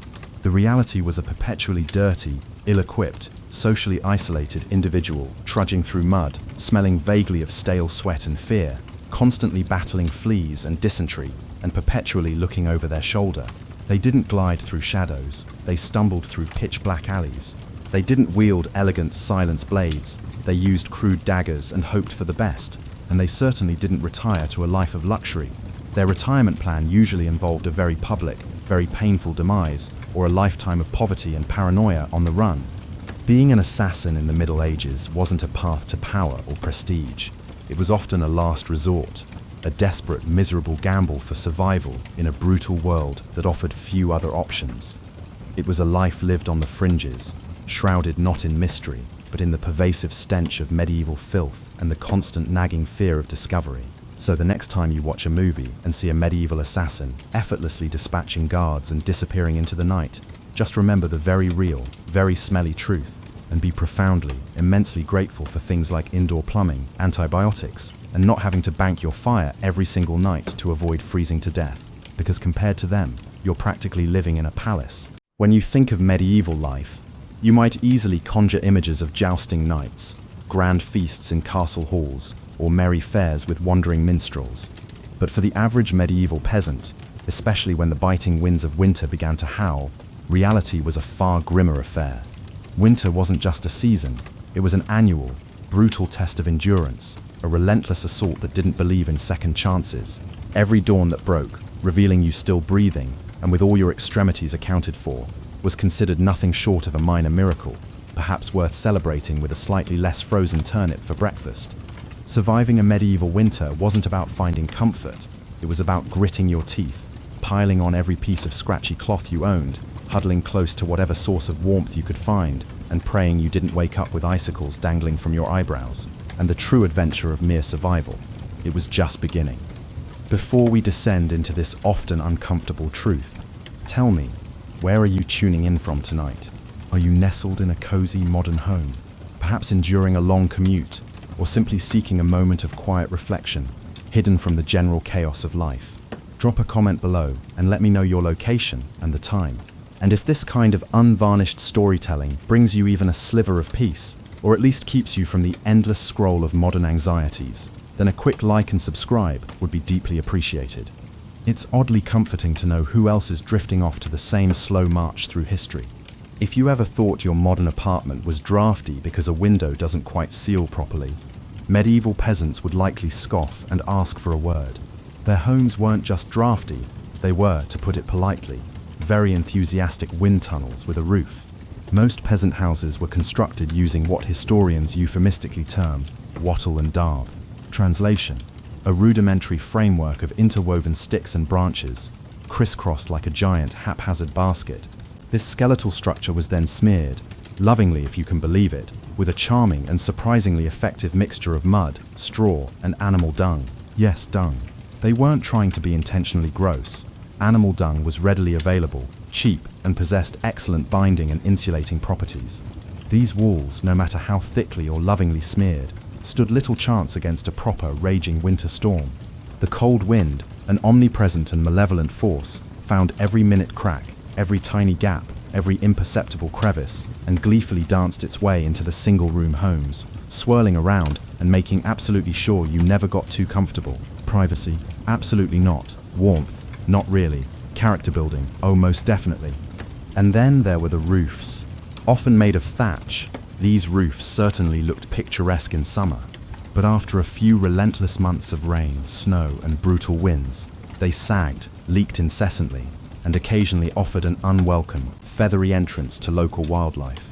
Nothing quite says pleasant evening at home like a bewildered squirrel or a confused bird unexpectedly dropping onto your dinner. Windows, if they existed at all in a peasant's hovel, were laughably tiny, mere holes often covered with thin animal hides or simple wooden shutters. Glass was an astronomical luxury, so expensive that even the wealthiest lord of the manor likely couldn't afford more than a single tiny pane. And peasants, they were just genuinely happy if the wind didn't rip the entire cowhide covering right off the wall in the middle of a blizzard. To make matters even worse, floors were usually just compacted dirt. When it rained or snowed heavily, groundwater and mud would seep up through the ground, transforming your humble abode into something akin to a very personal, very muddy, indoor water feature. Not that anyone appreciated it during winter.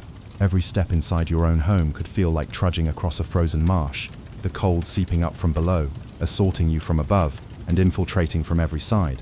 It was a three-dimensional assault on your precious body heat. But medieval peasants weren't the type to simply whine and give up. They were masters of improvisation. They packed gaps in the walls and around doorways with whatever they could find. Moss, old rags, bundles of dry grass, even animal hair if it was soft and squishy enough. They learned to huddle close to each other, using human bodies as insulation at its most primal and effective. Creativity, sheer stubbornness, and sometimes a bit of sheep grease rubbed into the walls were often the only things standing between them and becoming medieval popsicles. Because if your house was perpetually falling apart, and your best protection against the elements involved mud and goat hair, well, at least you could try to laugh about it. Sort of, if your teeth weren't chattering too hard. As if the freezing air and porous walls weren't enough, medieval peasants also had to battle a silent, relentless enemy rising from below, the frozen ground itself. Floors weren't really floors in the modern sense. They were merely slightly flatter, perhaps marginally tamped down, patches of earth inside your home. If you were lucky, truly, miraculously lucky, someone might have thrown down some straw or old rushes to give you the bare illusion of comfort. But make no mistake, you were sleeping, working, and living barely an inch or two away from the cold, hard, unforgiving dirt. And that cold, that insidious, relentless cold, was a true malevolent force. It seeped up from the earth like an evil little ghost, a chilling vapor worming its way through the thin layers of straw, into your rough garments, into your very bones, and straight into your soul. If you accidentally dropped anything onto the floor during a winter night, a tool, a piece of bread, a desperate tear, congratulations. It was now inextricably part of the permafrost, probably to be chipped free in the morning. Medieval peasants, in their ingenious desperation, tried to fight this grim underground battle in a few practical ways. One common method was layering thick mats of straw across the floor. If you could afford to buy it, or more realistically, If you could stealthily acquire enough of it from your neighbor's field without getting caught, you might achieve a somewhat decent insulating barrier. But straw, being straw, flattened fast under constant foot traffic. It also got moldy even faster, especially when exposed to moisture from the earthen floor or human and animal exhalations. This added an extra crunchy, damp soundtrack to your already miserable short nights. Some homes layered dried rushes onto the dirt instead, which offered a slightly more structured mat. Every so often, they would simply throw fresh rushes on top, without the laborious process of cleaning out the old, compacted, decomposing ones. Over time, this created a fascinating, multi-layered ecosystem, decomposing plants, a thriving population of fleas, lice, and whatever other mystery creatures decided to move in for the winter. It was basically medieval carpet padding, if your carpet was alive, slightly damp, and perpetually smelled like a wet dog that just rolled in a compost heap. Beds, for those who even had them, didn't offer much respite from the chilling ground. They were usually little more than crude wooden frames packed with, you guessed it, more straw or hay. Instead of cozy, conforming mattresses, you had poking, shifting, crunchy layers that did little to block the relentless cold radiating up from below. Tossing and turning in the night wasn't about finding a comfortable position, it was a desperate, awkward dance to keep blood flowing, numb limbs from freezing, and to redistribute the pressure points that made sleeping agony. The truth is, medieval peasants didn't conquer the icy ground, so much as learn to live uncomfortably, perpetually aware of it, directly above it. A good night's sleep wasn't about dreams or softness, it was about the profound relief of waking up with all your toes still attached and your fingers still functional, and if you could pull that off, hey, you were already doing better than most.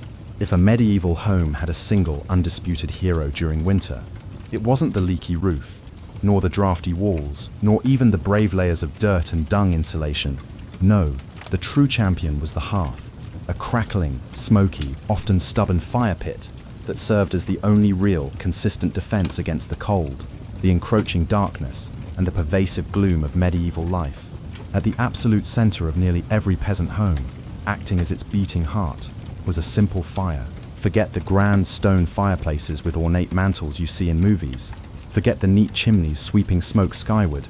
Instead, you had a basic pit dug into the dirt floor, or a small pile of stones, upon which some half-burned logs smoldered, and enough smoke poured into the room to make you genuinely wonder if you were slowly, inevitably becoming a human ham, perpetually cured by the indoor atmosphere. That's right, most peasant homes didn't even have chimneys. Smoke simply did its best. It drifted lazily out through small, haphazard holes in the roof, seeped through cracks in the walls, or more often than not, simply hung heavy in the air, drifting right into your lungs if it was feeling particularly lazy that evening. It certainly wasn't ideal for breathing, nor for your overall long-term lifespan. But on the bright side, it did a surprisingly effective job of fumigating fleas and other unwanted insect guests. Who needs pest control when you're essentially marinating in smoke 24/7? The hearth wasn't just about warmth either, although that was its primary function. It was the kitchen, the sole source of light after sunset, and sometimes even the medieval version of a television. People instinctively gravitated towards the fire, sitting around its flickering glow, telling stories, sharing gossip, or simply staring into the hypnotic flames because, frankly, there wasn't much else to do after the sun had set. Keeping this precious fire alive wasn't just a nice idea or a comforting habit. It was mandatory, a matter of life and death. Letting the fire die out overnight was akin to putting up a welcome sign for the cold, inviting it to come in and finish you off. Plus, reigniting a fire from scratch in the dead of winter wasn't as simple as striking a match. You had to painstakingly work with flint, steel, dry kindling, and offer up more desperate prayers than you'd ever offered before for a single precious spark. Everyone in the family had a crucial duty when it came to the hearth, stoking the flames, watching the embers, carefully adding peat, small sticks, or if you were incredibly lucky, a precious, painstakingly acquired piece of dry wood. It was a constant, exhausting battle between human persistence and the smothering, relentless cold that wanted nothing more than to snuff out every last flicker of warmth and hope. The hearth, in its smoky, sputtering, and often disappointing little way, didn't guarantee survival, but without it, survival was downright impossible. It was the beating, albeit weak and smoky, heart of hope in a medieval winter. If there was one thing medieval peasants feared more than running out of ale, it was letting the crucial fire go out overnight. Without that warm, flickering lifeline, The cold would creep in faster than a tax collector after a good harvest. And in the dead of winter, restarting a fire from scratch wasn't just inconvenient, it could be deadly. Matches didn't exist yet. Lighters were a distant, unimaginable dream. Rekindling a fire meant painstakingly striking flint and steel together, over and over, praying for a single precious spark to catch. Then you had to coddle that spark with tender, painstaking love, carefully nurturing it with whatever dry kindling you hadn't already burned days ago. Imagine trying to do all this in the freezing dark, half asleep, with fingers stiff and clumsy from the cold. Now, for extra motivation, add the hungry howl of a distant wolf. So peasants got smart. They became masters of fire banking. No, not in a cozy savings account, though the concept of preserving assets was similar. Banking the fire meant carefully burying the embers under a mound of ash right before heading to bed. The ash, a superb insulator, acted like a thermal blanket, insulating the glowing coals and keeping them alive, just barely, until morning. If you performed this delicate art correctly, you could stroll over at sunrise, poke the ash pile a little, add fresh wood or kindling, and voila, fire, without the laborious frostbite-inducing ordeal of starting from scratch. But if you did it wrong, if a stray draft or too much dampness infiltrated the ash, well, let's just say mornings got a whole lot colder and a whole lot grumpier. Fire banking was an art form, a critical skill passed down from parent to child, like a prized family recipe. Everyone had their own little secrets, their preferred methods. Some insisted on using only dry ash, others swore a bit of dampness was key to a slow, steady burn.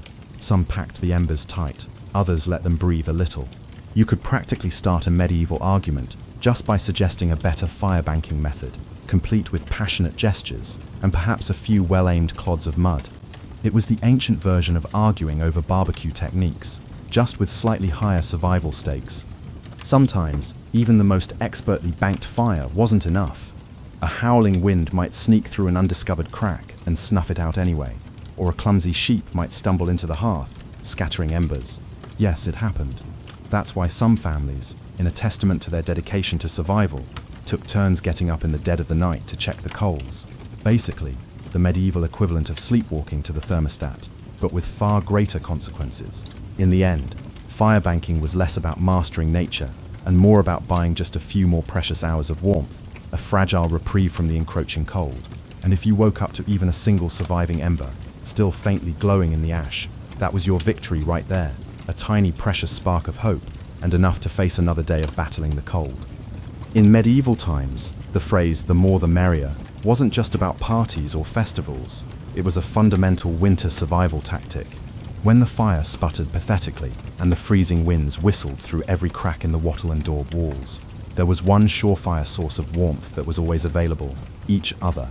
And if that meant sleeping cheek to cheek, limb to limb with your entire extended family, a few neighbors, your livestock, and quite possibly a very confused goose, then so be it. Forget about personal space. Privacy wasn't even a recognized concept on the coldest, most desperate nights.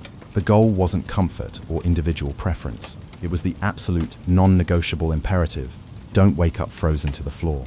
Entire households, sometimes multiple generations, and even unrelated lodgers, would pile into the warmest corner of the single-room house, wrapping themselves in whatever scraps of cloth and rough wool they could find, forming what could best be described as a desperate, snoring human lasagna.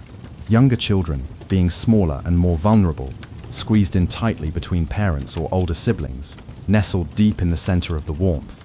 Grandparents, with their brittle bones and slower circulation, snuggled under the outer layers, their wisdom a valuable asset in this nightly battle.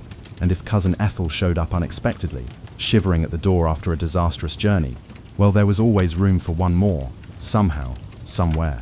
If you were lucky, truly blessed by the winter gods, you got to sleep in the middle of this human pile, where body heat radiated from all sides, creating a cocoon of relative warmth. If you were unlucky, you were on the precarious edge, the medieval equivalent of sleeping next to the perpetually open door of a meat locker, and woe to the person who dared to move too much during the night. You shifted once to get marginally comfortable, and suddenly you'd inadvertently knocked Aunt Mildred into a freezing draft by the wall. Congratulations, you were now the family villain, and deservedly so. Sometimes even the bedding itself was a shared, communal affair. a single, vast straw mattress that slowly flattened and decomposed under the nightly weight of multiple generations. And because hygiene wasn't exactly winning any awards in medieval times, especially in winter, let's just say it wasn't the most fragrant or appealing sleeping arrangement. But hey, when it's you versus frostbite and hypothermia, you quickly learn to stop being picky. Body heat wasn't just a nice bonus, it was a strategic resource. Some medieval guides and folk wisdom even recommended deliberately arranging the strongest, warmest people on the outside of the group, like living human shields against the cold. Babies and frail elders were tucked deep into the center, treated like the precious, vulnerable heat generators they were. This intense proximity wasn't just about survival, though. Over time, it became a fundamental part of daily life, deeply woven into the fabric of family bonding.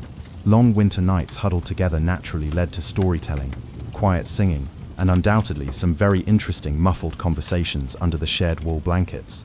So next time your sibling steals your blanket, or your dog shamelessly hogs the entire bed, just remember, at least you're not fighting for elbow space between a snoring uncle and a particularly judgmental goat. If you thought dealing with modern roommates was a challenge, medieval peasants would like to introduce you to their winter housemates. These weren't just fellow humans. We're talking cows, goats, pigs, chickens, basically anything with a pulse and a little bit of body heat to spare. Bringing animals indoors wasn't merely a quaint village tradition or a rustic quirk. It was absolutely vital for survival. Livestock generated a surprising amount of warmth, and in a poorly insulated hovel where the wind howled louder than your stomach on an empty day, every single degree mattered. Plus, if your goat shared a wall with you inside your home, it was slightly less likely to get stolen by a desperate neighbor in the dead of night. 2 birds, 1 stinky stone. At night, the peasant house transformed into a chaotic, living furnace. Chickens nested in corners or on rafters, pigs snorted contentedly near the hearth, and cows lounged luxuriously against the walls, chewing cud as if they paid rent and held a long-term lease. It wasn't glamorous, far from it. If you've ever been stuck in a car on a summer road trip with someone who forgot to shower for a week, imagine that. But it's a cow, it's winter, and there's literally nowhere else to go. The smells were legendary. By springtime, the perfume of a shared winter living space was something truly fierce, a robust blend of smoke, animal waste, unwashed bodies, and damp straw. You didn't need to light a scented candle. Your nostrils were already on a wild, involuntary ride. But medieval peasants developed a selective nose, a kind of sensory blindness to the pervasive odors. They didn't complain much because they understood one uncomfortable, undeniable truth. The more animals inside, the fewer frozen toes and hypothermia cases in the morning. Certain animals even had prime spots in this domestic menagerie. Cows, being the biggest and warmest, usually took center stage near the family, their massive bodies radiating heat. Goats were allowed closer in for their warmth, and frankly, because goats, being goats, would find a way inside anyway. Chickens often roosted in rafters or old baskets, high enough to avoid being stepped on. And pigs, well, pigs didn't care. They plopped down wherever they pleased, probably right in the middle of the only clear patch of floor. Of course, sharing your very intimate sleeping quarters with livestock wasn't without its unique hazards. Imagine drifting off peacefully, only to be rudely awakened by a chicken deciding your hair makes a perfectly good perch, or stepping barefoot into something suspicious first thing in the morning. Yes, medieval mornings could be full of unpleasant surprises. Still, despite the noise, the legendary smells, and the occasional hoof to the ribs, peasants understood the simple, brutal math: cold kills and cows, whether they want to or not, cuddle. In the desperate, ongoing battle against winter's icy fingers, a warm, slightly slobbery cow breath was often the deciding factor between life and death, providing those precious few degrees that made all the difference. In medieval winters, fashion wasn't about looking good or keeping up with the latest trends. It was exclusively about not dying. Peasants weren't flipping through fashion catalogs. They were layering up like they were preparing for an epic, never-ending battle against the Grim Reaper himself. The cardinal rule was simple: if you owned it, you wore it, sometimes all at once. First, the basic undertunic, a scratchy, probably not too clean linen shirt. Over that, a thicker woolen tunic. Then another if you were fortunate enough to possess one. Add some leggings that sagged at the knees, a rough, heavy cloak draped over your shoulders, and if you were truly lucky, a patched-up sheepskin thrown on top like a hard-won trophy. Congratulations, you were now approximately 10% warmer and 90% itchier. Boots were a luxury that many peasants simply couldn't afford. Instead, they wrapped their feet in countless layers of cloth or old rags, stuffing them into crude wooden clogs if they had them. If the cold still bit through, well, you just added another rag and hoped you didn't lose a toe to frostbite by morning. And forget about washing all these layers. Washing your clothes in the middle of winter meant dragging them to a frozen stream, smashing through a layer of ice, then laboriously scrubbing them in freezing water, and finally waiting 2 days for your only shirt to dry, if it didn't just freeze solid into a tragic, unwearable ice sculpture in the meantime. Most peasants wisely decided that smelling like a mix of smoke, sweat, and sheep was a small, acceptable price to pay for the much more critical objective of not freezing solid. Interestingly, the pervasive dirt and grease buildup on their clothing had a surprising bonus feature. It provided additional insulation, that thick, grimy layer locked in precious body heat. It was like a medieval Gore-Tex jacket, just smellier and far less socially acceptable in modern company. In fact, some medieval folk genuinely believed that washing oneself too often in winter could actually make you sick, exposing you to the cold. Better to keep that protective holy filth barrier intact, they reasoned. Bathing was rare, laundry even rarer, and soap, when it existed, was reserved for the most serious of occasions, like when the bishop unexpectedly showed up, or perhaps right before you died. Adding to this strategic layering, peasants simply threw their new layers on top of last month's, or even last season's clothes, without changing the ones underneath. Eventually, you became a walking museum of the past 6 weeks, every stain and patch telling the heroic story of that one time you slipped in the mud but didn't die. To outside observers, medieval peasants might have looked and certainly smelled like they had completely given up on hygiene. But the peasants knew better. That grimy, crusty tunic was a thermal shield against death by frostbite. It wasn't glamorous, but neither was freezing to death because you wanted to smell like flowers. Besides, in a world where literally everyone stank to high heaven, you weren't offending anyone particularly. Nose blindness was practically a way of life. So yes, in medieval winters, filth wasn't a sign of failure. It was fashion, it was function, and if you had a thick, greasy outer layer by February, you, my friend, were winning at life. If you thought medieval peasants spent their winters tucked into plush feather beds with intricately embroidered quilts, think again. The reality was a bit more rustic, and by rustic, I mean let's sleep on a pile of dead plants and hope for the best. Beds in the medieval peasant world were usually a rough wooden frame, if you could even afford one, covered with a large sack stuffed full of straw, hay, or old rushes. That's it. No memory foam, no orthopedic support, certainly no 5-star hotel experience, just a crunchy, lumpy, slightly pokey mess that smelled faintly of barnyard and regret. Every toss and turn in the night brought a delightful soundtrack of crinkling straw and the occasional sharp jab from a rogue stalk of hay. Some peasants even skipped the wooden frame altogether and just threw the straw straight onto the dirt floor, creating a luxurious ground-level sleeping experience that modern influencers would probably rebrand as earth-connected slumber or primal grounding. These straw mattresses weren't just uncomfortable, they were temporary and perpetually in decline. Over time, the straw flattened under constant weight, grew moldy from dampness, attracted bugs like a 5-star resort for insects, and generally turned into a biological hazard zone. Changing the straw was a significant event, a major household chore usually done only a few times a year if you were particularly diligent, or whenever your bed started actively moving without your permission. Rushes were a popular alternative to straw.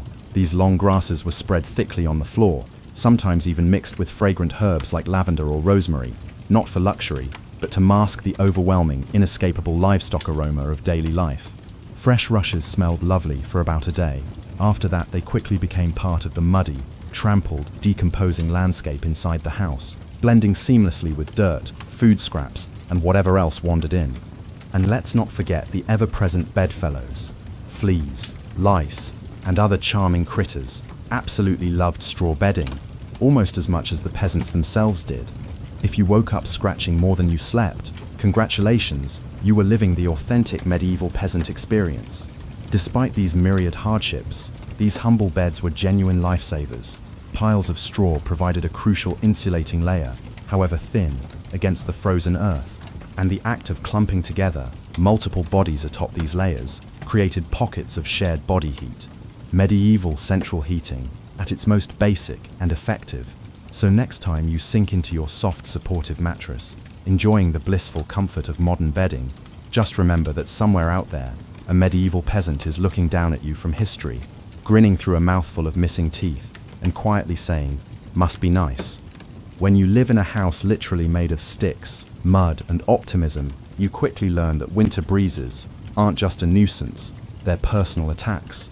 Medieval peasants didn't just fight the cold from the outside, they fought it relentlessly from inside their own homes, armed with nothing but whatever they could cram into the cracks. And trust me, there were a lot of cracks. Walls warped, the mud daub crumbled, and the thatch roof sagged. The cold seemed to find new, infuriating places to sneak in every night, like a mischievous poltergeist, with a deeply personal grudge against your comfort. Sealing up the house, or at least attempting to, became an art form, a constant ongoing battle. Peasants stuffed gaps with moss, straw, scraps of old cloth, bundles of dry grass, and sometimes even animal hair, if it was soft, squishy, or vaguely insulating. If it could be jammed into a hole, it was. Some particularly determined souls undertook the grim annual winter project of daubing extra layers of mud and dung over the outside of their walls. Imagine standing there in freezing weather, slapping cold manure onto your own house, while muttering to yourself, "This is fine, this is luxury," because in a way, it absolutely was. Roof leaks were another perpetual battlefield. Thatch, while cheap and plentiful, wasn't exactly waterproof, especially after a few seasons of relentless rain and snow. Peasants would desperately plug holes in the roof with spare bits of cloth, bundles of reeds, or in moments of true desperation, chunks of turf stolen from the nearest field. Every home eventually started to resemble a slightly sad, perpetually damp patchwork quilt, painstakingly made by someone who gave up halfway through. Doors and windows, if you were lucky enough to have them, were little more than crude wooden planks hung by rusty iron nails and sheer stubbornness. Window holes were often covered with animal hides or thick cloth soaked in animal fat to block out the worst drafts, and as a bonus, add a mysterious aroma of vaguely rendered animal products to the living space. Every night was a grueling battle between human ingenuity and the relentless, sneaky cold. One minute you were relatively warm, the next, a sudden gust would find the one spot you missed, slapping you awake like a frosty hand of doom. Yet somehow, through sheer cleverness, grim stubbornness, and a refusal to accept slightly frozen as a permanent state of being, medieval peasants patched, stuffed, and muddled their way through the worst winters nature could throw at them, one muddy handful at a time. When the cold bit hard enough to keep you awake at night, medieval peasants had a solution that would make any modern sleep expert cringe. Don't even try to pretend everyone's sleeping at once. Instead, they developed a survival strategy that today would make any military commander proud: sleeping in shifts. It wasn't some grand, organized system with whistles and roll calls. It was far simpler and much more desperate.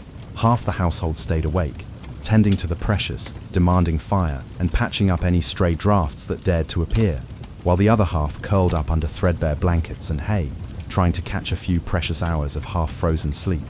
The fire needed constant attention. Left alone, it would die down, and restarting it, remember, was about as easy as convincing a stubborn donkey to dance a jig.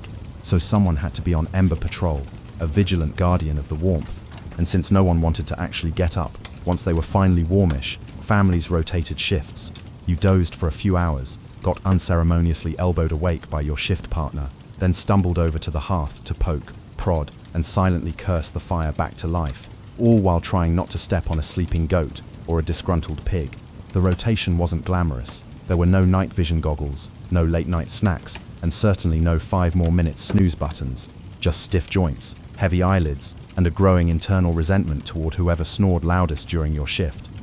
Children old enough to hold a stick were quickly pressed into service, learning early that in winter, everyone pulled their weight or risked freezing trying.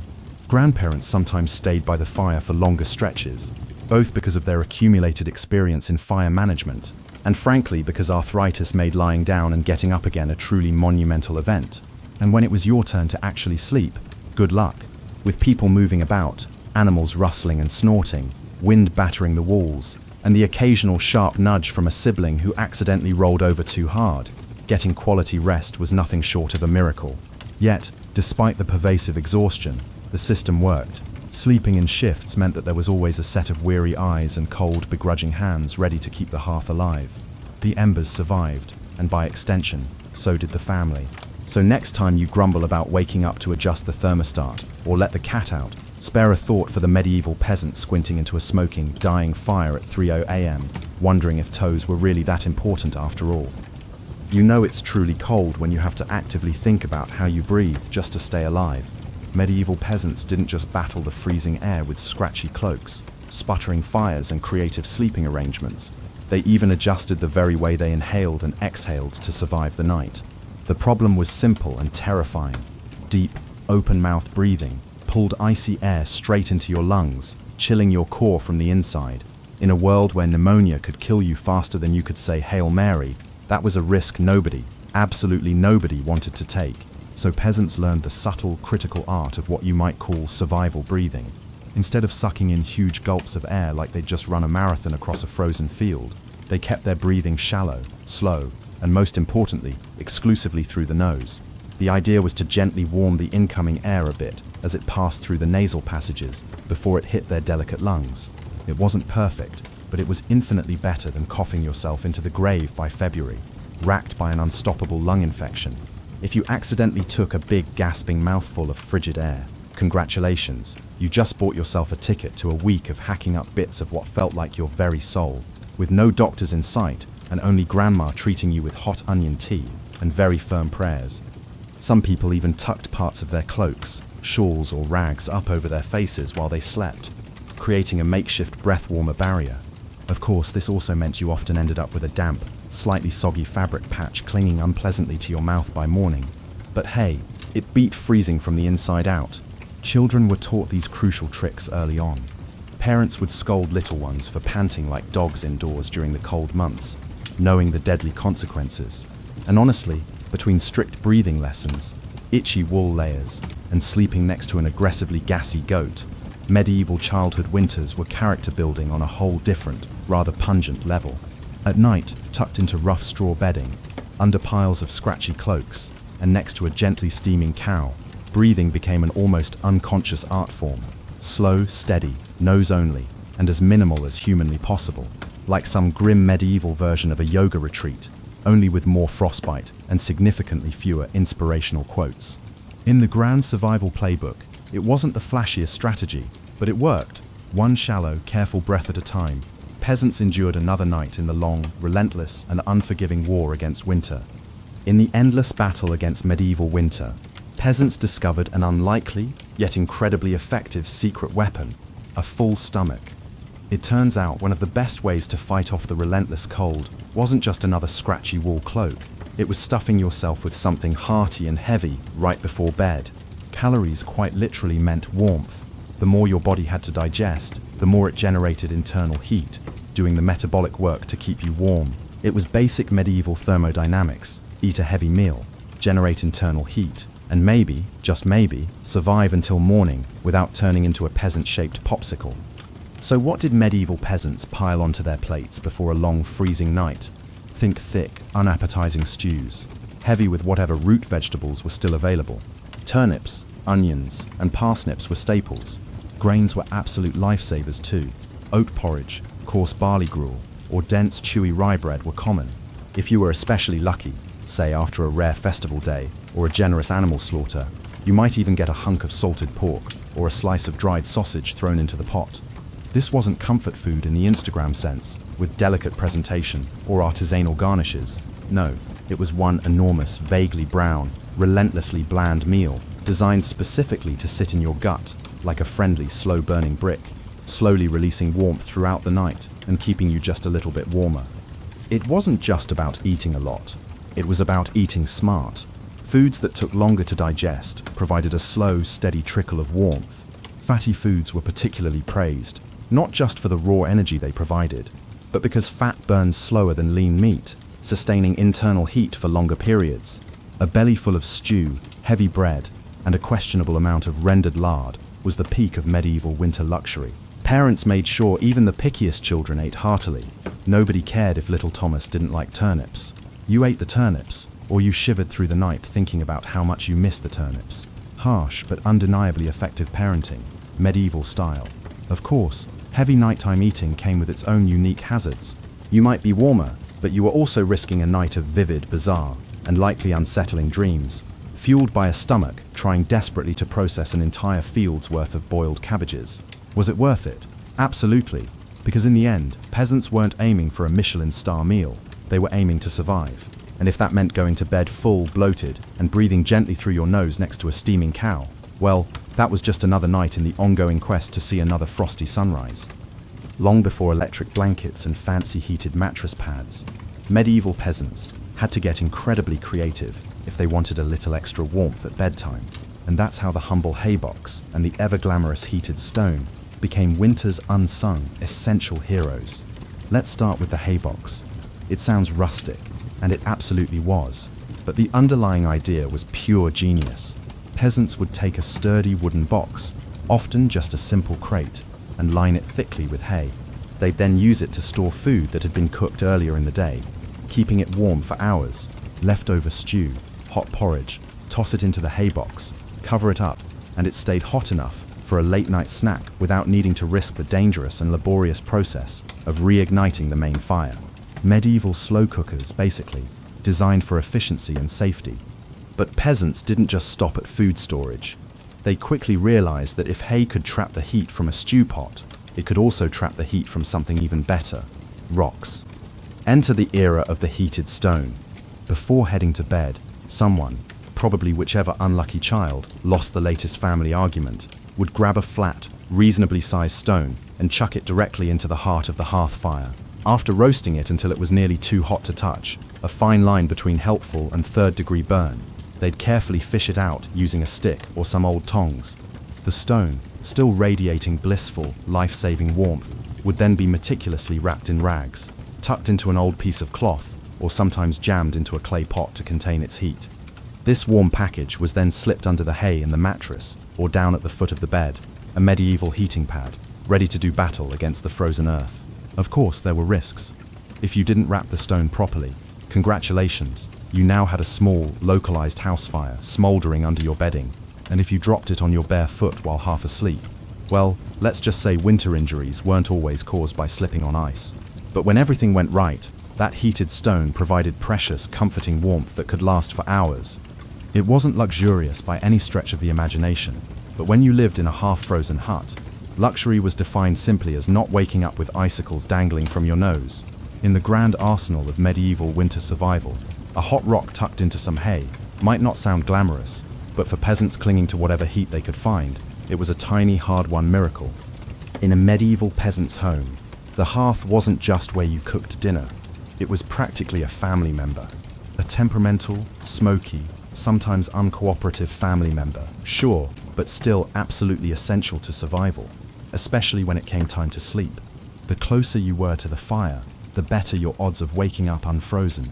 That meant sleeping arrangements were less about personal preference or individual comfort, and more about strategic positioning, a careful calculation of warmth distribution. Infants, the elderly, and anyone sick or frail got first dibs on prime real estate nearest to the sputtering flames. Parents, older kids, and sturdier adults fanned out from there, acting like human insulation layers, creating a defensive perimeter against the cold. Being assigned a spot close to the fire wasn't just kindness, it was basic, brutal survival math. Babies were fragile heat generators, and elders were precious repositories of family knowledge, and let's be honest, the best gossip. Protecting them with prime warmth was non-negotiable. But it wasn't all cozy toasting by the flames. Too close, and you risked waking up with your hair singed, your rough wool cloak smoldering suspiciously, or even severe burns. Too far, and you were basically camping in an icebox, with the cold seeping into your very bones. It was a delicate, nightly dance. Stay near enough to bask in the fire's meager glow, but not so near that you had to explain to your neighbor why you now looked like a half-cooked roast. The fire also didn't spread warmth evenly. It mostly roasted the people directly in front of it, while everyone else fought over the narrow cone of heat, like cold lizards jostling for a sunbeam on a frigid rock. If you were lucky enough to fall asleep facing the fire, you might have one blissfully warm side, and one side frozen so solid you could probably knock on it. Pets and livestock, of course, muscled in too. A dog might wedge itself between you and the fire, its tail wagging dangerously close to the open flame. Chickens, sometimes perched perilously on hearthstones, clucking softly into the night, like tiny feathery guardians of warmth. Every crackle of the logs, every shift of the glowing embers, was a tiny fragile promise. You're still alive, you're still warm, for now. And so peasants drifted into uneasy sleep, lulled by the fire's pops and hisses, each breath forming small clouds in the frigid air beyond the fire's fragile circle. It wasn't perfect. It certainly wasn't comfortable, but it was life. clinging to warmth by a thread of glowing coals in the merciless medieval winter. In the medieval world, no one survived winter alone, unless they genuinely wanted to become a very stylish frozen statue by January. Survival wasn't just a family affair. It was a village-wide project, a messy, muddy, loud collaboration where everyone's warmth and life ultimately depended on everyone else. The peasants knew, deep in their bones, that in the dead of winter, a strong fire and a pile of hay could only do so much. If your neighbor's house went dark, you noticed. If the thin plume of smoke from old Tom's hearth suddenly stopped curling into the sky, someone went to check. And not just because Tom might owe you a chicken, though that might certainly be part of the motivation. It was because community, in its most raw and essential form, meant survival. Villages often had unofficial winter watchers, often the young, the elderly, or those unable to work the fields vigorously, who could keep a vigilant eye on who was coughing too hard, who hadn't come to barter at the market in a few days, or whose home looked a little too still in the morning frost. These people were the medieval version of neighborhood patrol, minus the reflective vests, plus a lot more sheep. If a family's fire went out, it wasn't just an inconvenience, it was a near emergency. A good neighbor would immediately rush over with a glowing coal bundled carefully in rags, or better yet, invite the freezing family into their own smoky, already overcrowded hut for the night. Yes, it meant squeezing an extra 4 or 5 bodies into an already impossibly cramped space, but it was infinitely better than finding frozen friends and neighbors come spring thaw. Communal food stores also played a critical role. During especially brutal winters, villages sometimes pooled their last salted meat, meager grain supplies, and dried vegetables. It was grim charity. No one had much to spare, but a few communal meals could genuinely be the difference between staggering into spring or not making it at all. Even children understood the stakes. They helped deliver firewood, shared precious embers from their own hearths, and ran urgent messages when someone needed help. No one was too small or too tired when winter came knocking with its icy fist. Sure, medieval villages weren't all sunshine and hugs. Feuds happened, disputes over land, goats, or who borrowed whose good cooking pot never truly went away. But when the nights grew deadly cold, old grudges were often quietly shelved, deemed secondary to the overriding imperative of survival. After all, an old rival was still a human being worth saving, because tomorrow it might be you needing rescue in the icy heart of winter. In the end, the village became one big, stubborn, often dysfunctional, sometimes hilarious, but always fiercely determined family, pushing to survive together, one muddy boot, one crackling ember, one frozen smile at a time. When medieval peasants faced the merciless, suffocating cold of winter, they didn't just pile on cloaks or stoke the fire, they prayed a lot. Because when the wind howled like hungry wolves outside your paper-thin walls, and the fire shrank into sullen, almost defeated embers, you desperately wanted every possible advantage, including a little divine intervention. Faith wasn't just a Sunday affair back then. It was woven into every frozen breath, every shivering moment. Before crawling under layers of damp straw and scratchy wool, families would kneel together, offering up hurried, heartfelt prayers to keep the fire burning, the roof miraculously intact, and most importantly, their toes still attached by morning. Saints became more than distant, holy figures. They were winter's frontline defense, specific patrons invoked for specific protections. Saint Blaise, for instance, was frequently called upon to protect against throat ailments, not a minor concern when one deep mouthful of icy air could land you coughing up your very soul. Saint Nicholas wasn't just the jolly gift-giver of later legend. He was also invoked to protect households from sudden ruin or disaster during the lean, deadly months. Superstitions wrapped themselves snugly around daily survival, providing an extra layer of perceived protection.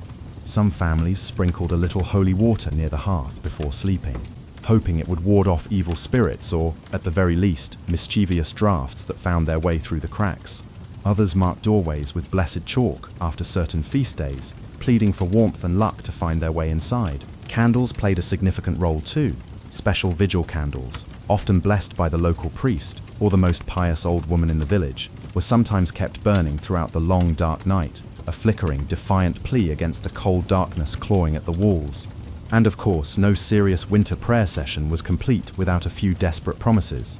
Dear Lord, if you just get us through this night, I swear I'll be kinder to my neighbor, even the one who keeps stealing our turnips. Faith wasn't some abstract theological comfort. It was a daily, urgent conversation, a desperate bargain for one more day of life. The peasants weren't asking for luxury, just survival, a little heat, a little food, and one more day to muddle through until spring finally broke the frozen grip on their tiny villages. It was simple, raw hope, whispered into the smoky rafters, tangled in breathless prayers, and tucked under itchy blankets that somehow, miraculously, carried them through the endless, merciless nights of winter. For all the ingenuity, the fervent prayers, and the sheer stubbornness medieval peasants threw at winter, the stark, chilling truth was that sometimes it simply wasn't enough. And when winter won, it didn't just take a few unlucky souls, it took entire families, whole villages, vanishing them into silence beneath a heavy, unforgiving shroud of snow and ice. Some winters were particularly cruel, etched into the collective memory as periods of unimaginable suffering, like the infamous Great Famine winter of 1315. Torrential rains destroyed crops, livestock starved, and freezing temperatures turned an already brutal existence into a slow, grinding disaster that pushed humanity to its absolute breaking point. People were so desperate that stories whispered of eating shoe leather, tree bark, and in the most horrifying, unspeakable cases, each other. Failure to keep the meager fire alive wasn't just an inconvenience, it was often a direct death sentence.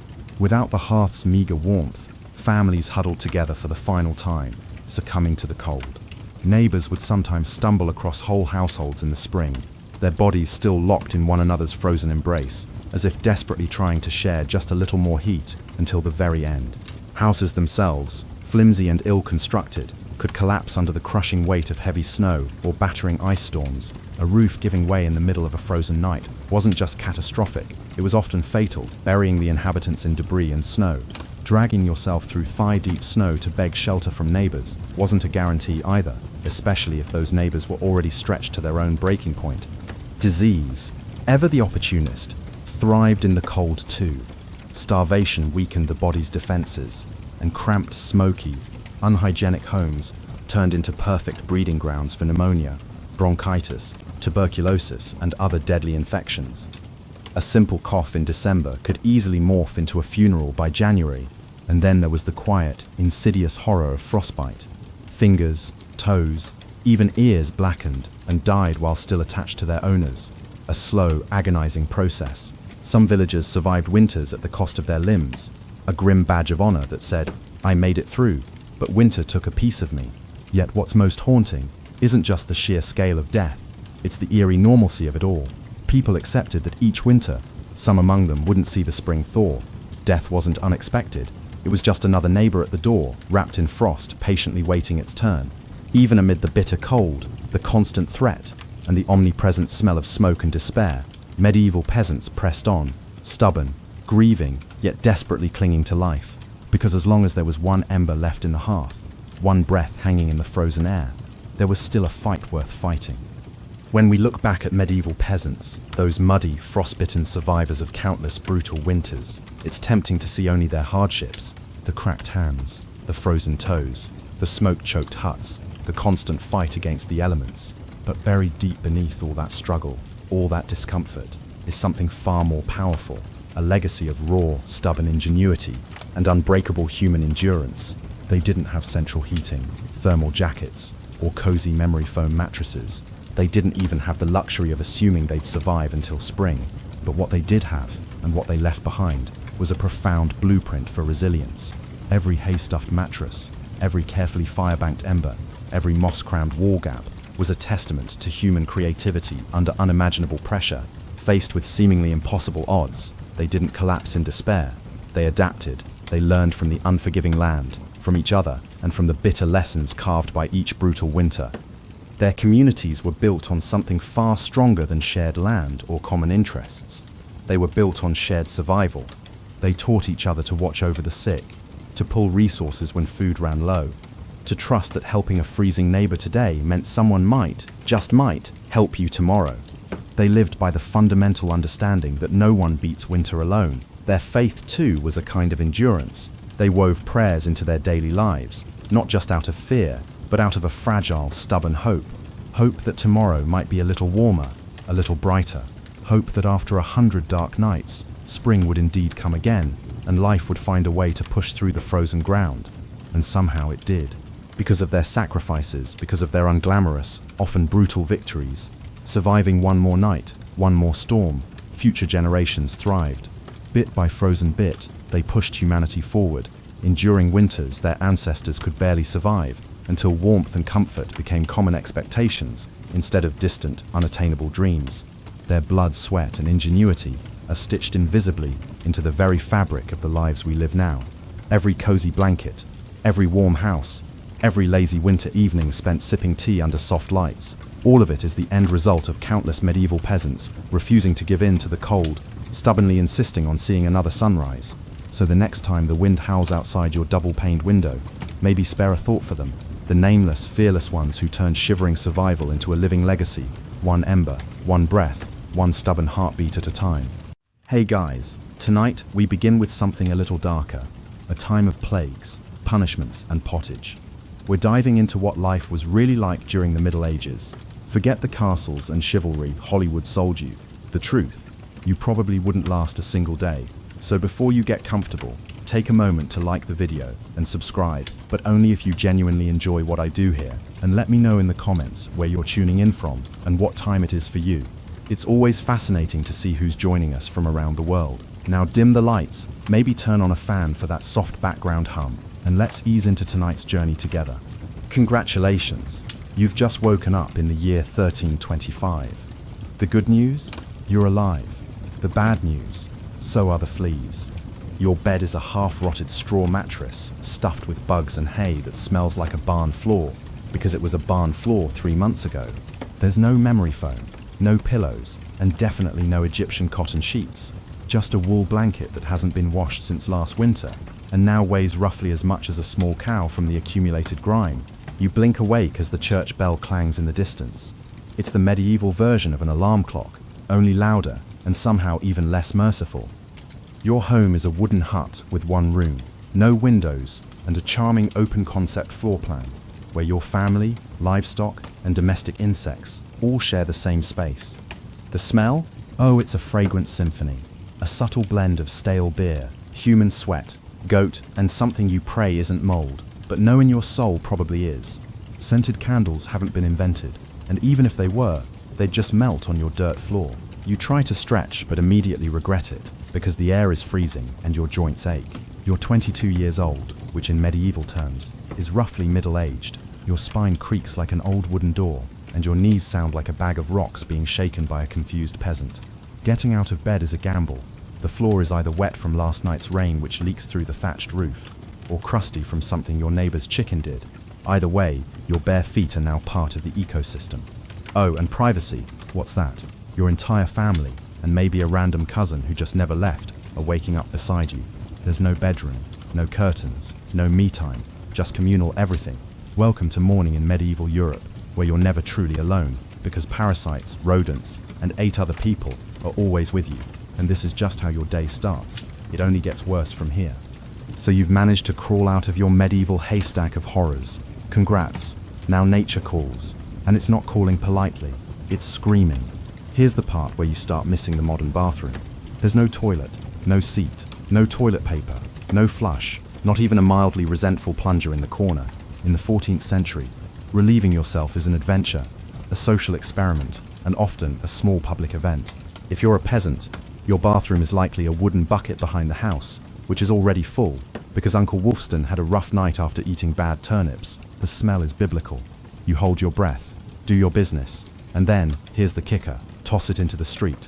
Yes, the street. You're supposed to shout something like Gardilou before dumping it out the window. That's Old French for watch out below, although frankly, no one ever moves fast enough.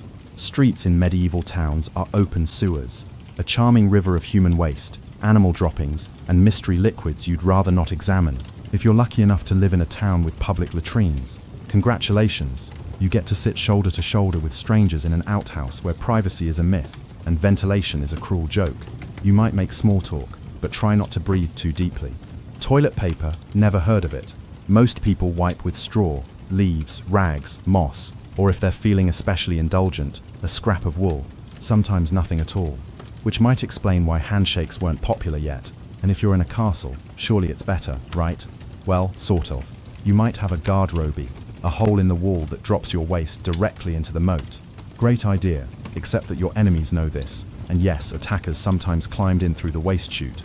Talk about entering through the back door. So whether you're a farmer or a baron, medieval toileting is a humiliation ritual. It's cold, it's public, it's dangerous, and it's never not disgusting. One slip on a wet stone path, and you're face first in humanity's leftovers, and you still haven't brushed your teeth, but we'll get to that next. You survived the toilet. You deserve a reward, right? Maybe a nice breakfast.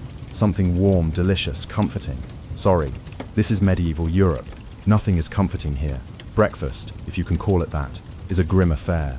There are no eggs Benedict, no coffee machines sputtering awake, and certainly no avocado toast. You sit down, or squat, near the fire to a wooden bowl of something that looks like it was scraped off a muddy boot. Welcome to your daily ration of pottage. Pottage is a thick, gloopy stew made of whatever you can find. Grains, root vegetables, maybe a few beans if you're lucky. It's been simmering in the same pot for days, sometimes weeks, and new ingredients are just dumped on top of the old ones. It's less of a recipe and more of an ongoing edible experiment. On the side, a hunk of bread so hard it could deflect arrows. It's made from coarse rye or barley flour, often bulked up with sawdust, ground up acorns or other creative ingredients, because wheat is a rich man's fantasy. This loaf is not your friend. You don't slice it, you negotiate with it. What about drinks? You're not sipping orange juice or an oat milk latte. You're drinking beer. Yes, beer. At 6 a.m. Why? Because the water is teeming with parasites and filth. So you start your day with weak ale, low alcohol, high survivability. Kids drink it too. No one's happy about it, but at least it won't kill you immediately. Want some meat or cheese? Dream on. That's for Sundays and saints' feast days, and only if your lord is feeling generous. Most peasants don't eat meat more than a few times a year. As for fresh fruit, only when it's in season and not already fermented into wine. And don't even think about spices unless you're royalty. A pinch of pepper costs more than your monthly wages. Salt is valuable enough to be locked away, so you chew your gritty bread, gulp your medieval beer, and try not to think about the rat that may have nibbled your porridge in the night. Breakfast doesn't energize you, it just happens to you. And now that you're properly underfed, it's time to work like your life depends on it, because it absolutely does. So you've eaten your sad medieval breakfast, and now it's time to get dressed. Not that it'll help. Your wardrobe consists of exactly one outfit. One, it's a rough wool tunic or linen shift that you've worn every day for months, possibly years. There's no such thing as seasonal fashion. There's just wear this until it disintegrates or gives you a fungal infection. Underwear, optional. If you're lucky, maybe a linen undertunic. If you're not, well, you're going commando under layers of scratchy, sweaty wool, all lovingly stitched together by someone who probably had no idea what a seam was supposed to look like. There's also no washing machine, no soap, and absolutely no dry cleaner in sight. So your clothes are stained, stiff, and scented like a compost pile that's been left to marinate in a pigsty. Even if you wanted to wash them, it's not easy. You'd have to haul water from a river or well, heat it over a fire, scrub your tunic on a board with ashes or lye, and hang it in the sun, which is out approximately 3 days a year. And don't get me started on shoes. If you own any, they're made of untreated leather, barely stitched together, and offer as much arch support as a banana peel. Most peasants just go barefoot, through mud, through dung, through medieval landmines, aka sharp rocks and disease puddles. All this means one thing: your skin hates you. You itch constantly. Fleas, lice, and bedbugs live rent-free on your body. Everyone has them: nobles, lousy monks, itchy children, walking insect farms. No one escapes. You'll be scratching your armpit with a wooden spoon while chatting with the local priest, and no one will even bat an eye. Your skin is raw from rubbing, your scalp a battlefield of bites, and if you develop a rash, well, too bad. There's no dermatologist, no hydrocortisone, no one to tell you it's probably scabies. You just keep on suffering, and if you're lucky enough to not get an infection, great, that rash will simply accompany you for the next 6 months, like an unwanted medieval sidekick. Now that you're dressed in misery and wrapped in discomfort, it's time to head outside and start working yourself to death. Now that you're fully dressed in itches and damp wool, it's time to flash that morning smile. Except you don't, because in the Middle Ages, smiling is a dangerous game. Not emotionally, dentally. There's no toothbrush, no toothpaste, no mouthwash, no floss. The concept of oral hygiene is about as popular as bathing, which is to say, not very. Some people might chew on a twig, or rinse with wine or vinegar, But for the most part, your teeth are on their own, and they're not doing well. By the time you hit your mid-20s, your smile looks like something pulled from a haunted crypt. Cavities are rampant, gums are swollen, and those aren't just food stains on your teeth. That's decay. You have more rot in your mouth than a medieval root cellar. Sugar, while not yet everywhere, is becoming more common among the rich, imported at great cost, mostly used in small cakes or to show off wealth. If you're a noble, congratulations, you get to rot your teeth faster than the peasants. If you're poor, you'll do it slowly over time with fermented bread, gritty porridge, and years of hard chewing. Toothaches, get used to them. They're like medieval weather, always there in the background. The kind of pain that makes you consider praying, drinking, or pulling the tooth out yourself with a pair of pliers. And that's not a joke. That was the actual treatment. Dentists didn't really exist, but barber surgeons did. Yes, the same guy who cuts your hair is also pulling your molars out by candlelight with an iron hook and zero anesthesia. Infected tooth? Hope you like fevers, because without antibiotics, it can easily turn into sepsis and kill you from a toothache. That's right, the same thing that sends us to a pharmacy today could be your funeral in the 1300s. And there's no relief on the social front either. Kissing, good luck, halitosis, bad breath is everywhere. If you're single, you're not judged by your smile, you're judged by your land and your livestock. In short, your mouth is a battlefield, and it's losing the war.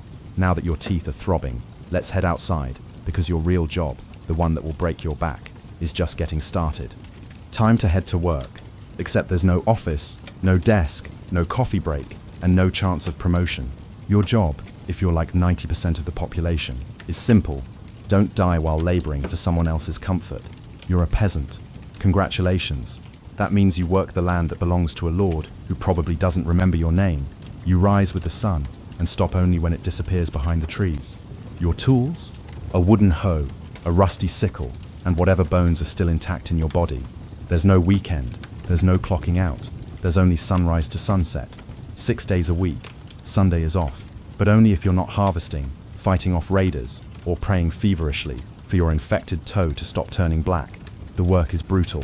Fields are plowed by hand, or with oxen if you're rich enough to afford one.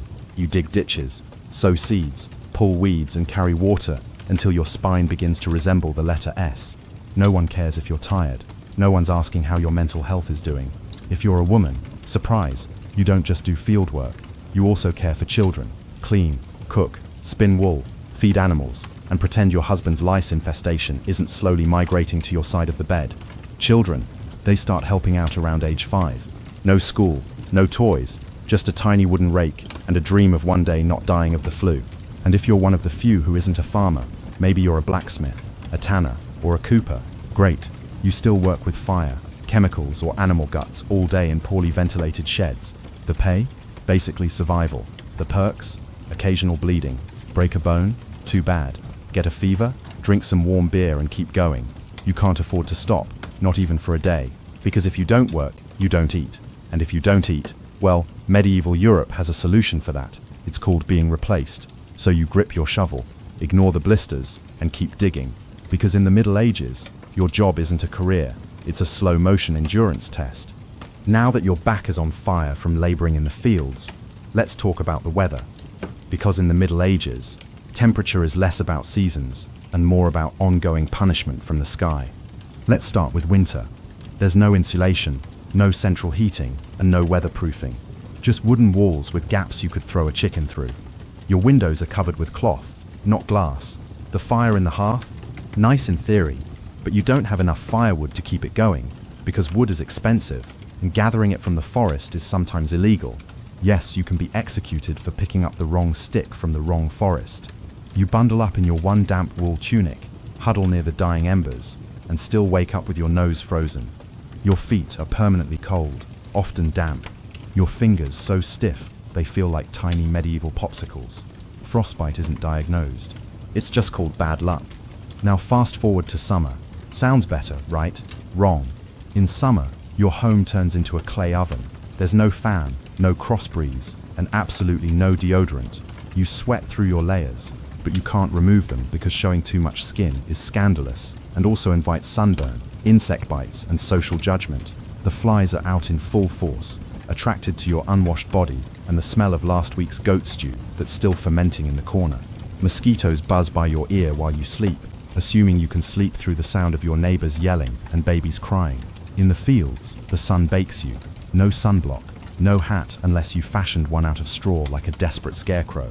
And the worst part, you still have to work. Heat stroke is just called taking a bad turn. So you're either shivering in your own hovel, wondering if your toes will make it to spring, or you're sweating through your only pair of socks while your thighs chafe into oblivion. And the one thing that never changes, no matter the season, your clothes still itch, your food is still terrible, and your next job still waiting. Welcome to climate control, medieval style. There is none. Feeling thirsty? Need to freshen up?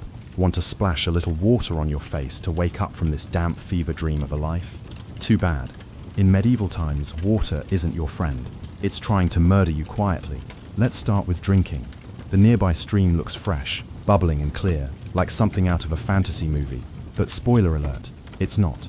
Upstream, someone just dumped a chamber pot into it. And if not that, then a dead pig is probably decomposing in it.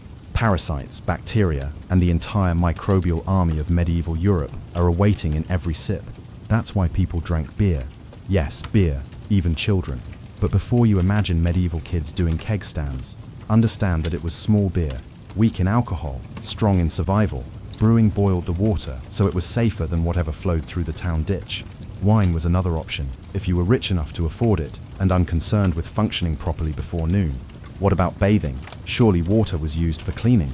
In theory, yes. In practice, absolutely not. See, back then, people believed bathing actually opened your pores and let the disease in. That's right. Washing yourself was considered medically risky. You were cleaner, apparently, if you never removed the protective layer of filth caked onto your skin. Communal bathhouses did exist, but they quickly gained reputations as places for gossip, scandal, and sometimes full-on medieval extracurriculars. So naturally, the church got involved and shut many down. Even if you did want to bathe, it was a full production. You'd need to fetch water from the well, boil it over a fire, fill a wooden tub that leaked, and then pray no one else in the house used it before you, or worse, after. And rainwater, collected in open barrels where birds poop, insects breed, and moss thrives. Sounds refreshing, doesn't it? So whether it's going in your mouth, on your body, or onto your crops, water in the Middle Ages is less of a life source and more of a gamble.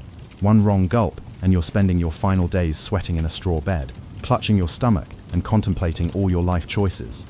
Next time you sip tap water, raise a glass for our ancestors. They didn't have the luxury of hydration without hazard. So you drank the water. Or maybe you didn't.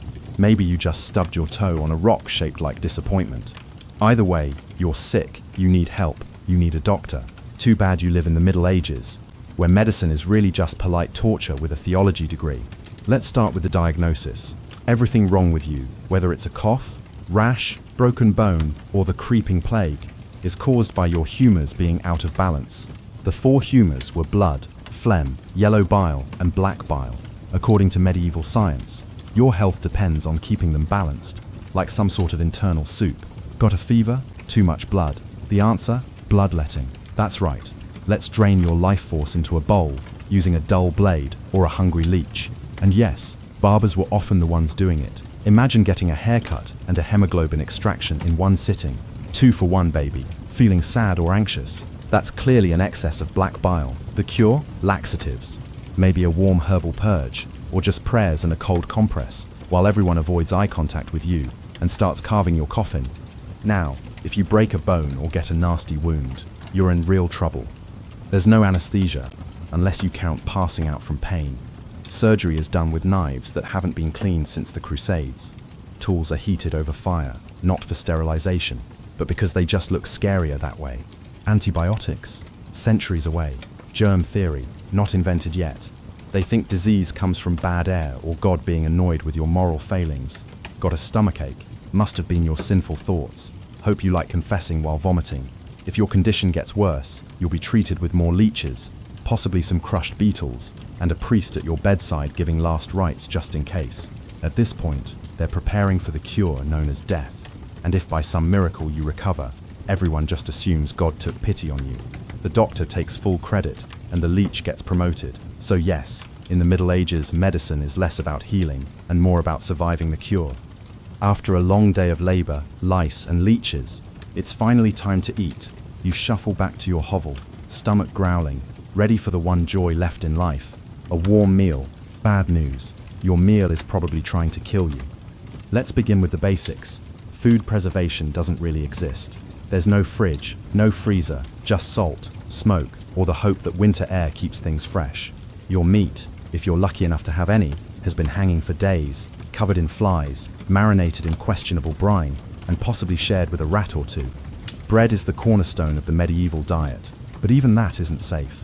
In bad harvest years, desperate peasants bulk it up with bark, sawdust, or even clay to make it stretch. And if it's rye season, there's a bonus: ergot, a fungus that causes convulsions, hallucinations, and sometimes death. It's like eating bread laced with LSD and tetanus. Vegetables, only if they're in season. And you know what's always in season? Turnips. So many turnips. Boiled, mashed, or floating in pottage, which, if you remember from chapter 3, is basically a hot swamp of mystery ingredients that's been simmering since your great-grandfather's funeral. Fruit might be available in the fall, but it rots quickly, and sugar is rare, expensive, and hoarded by the rich to show off their blackened teeth. Dairy is another gamble. Fresh milk spoils in hours. Butter and cheese fare better, but they're loaded with bacteria. People eat them anyway because, frankly, it's either that or chew your boot leather. And let's talk about seasoning. Spices like pepper, cinnamon, or nutmeg, worth more than gold. For the average peasant, flavor comes from onions, salt, if you're lucky, and pain. Most meals taste like wet burlap sprinkled with sadness. But food isn't just a health hazard, it's a political one. Game animals belong to the Lord, not you. Caught poaching a rabbit, you could be fined, imprisoned, or even executed. That's right, your dinner could get you hanged. So as you sit down to eat your grey stew by flickering firelight, remember, every bite is a risk, but you eat anyway. Because in the Middle Ages, food doesn't nourish, it tests you. It's evening now. You've worked, suffered, and barely digested your suspicious stew. You might think the day is winding down, but don't get too relaxed, because God is watching. So is the priest, and so is your neighbor Agnes, who will absolutely rat you out if you miss Mass. In medieval Europe, religion isn't just part of life, it is life. The church controls your calendar, your laws, your education if you can read, your birth, marriage, death, and everything in between. Think of it as your spiritual landlord, and you're always behind on rent. Every day is structured around prayer bells. The town church bell rings in the morning, noon, and night. Not because people need reminders, but because missing prayer is a sin. Forget to bow, sin. Eat meat on a Friday, sin. Think about your neighbor's wife in that one dream, double sin. And yes, hell is very real, vividly real. Priests describe it in glorious detail. Rivers of fire, lakes of boiling blood, demons with pitchforks, and eternal wailing. If the plague doesn't scare you, eternal damnation definitely will. You can't read the Bible yourself because it's written in Latin, a language reserved for monks, clergy, and that one noble kid who's too good for dirt. You rely on the church to interpret everything for you. That means if the priest says your crop failure is because you didn't pray hard enough, well, time to kneel harder. Tithes, a tenth of everything you own, are mandatory. If you grow wheat, you give wheat.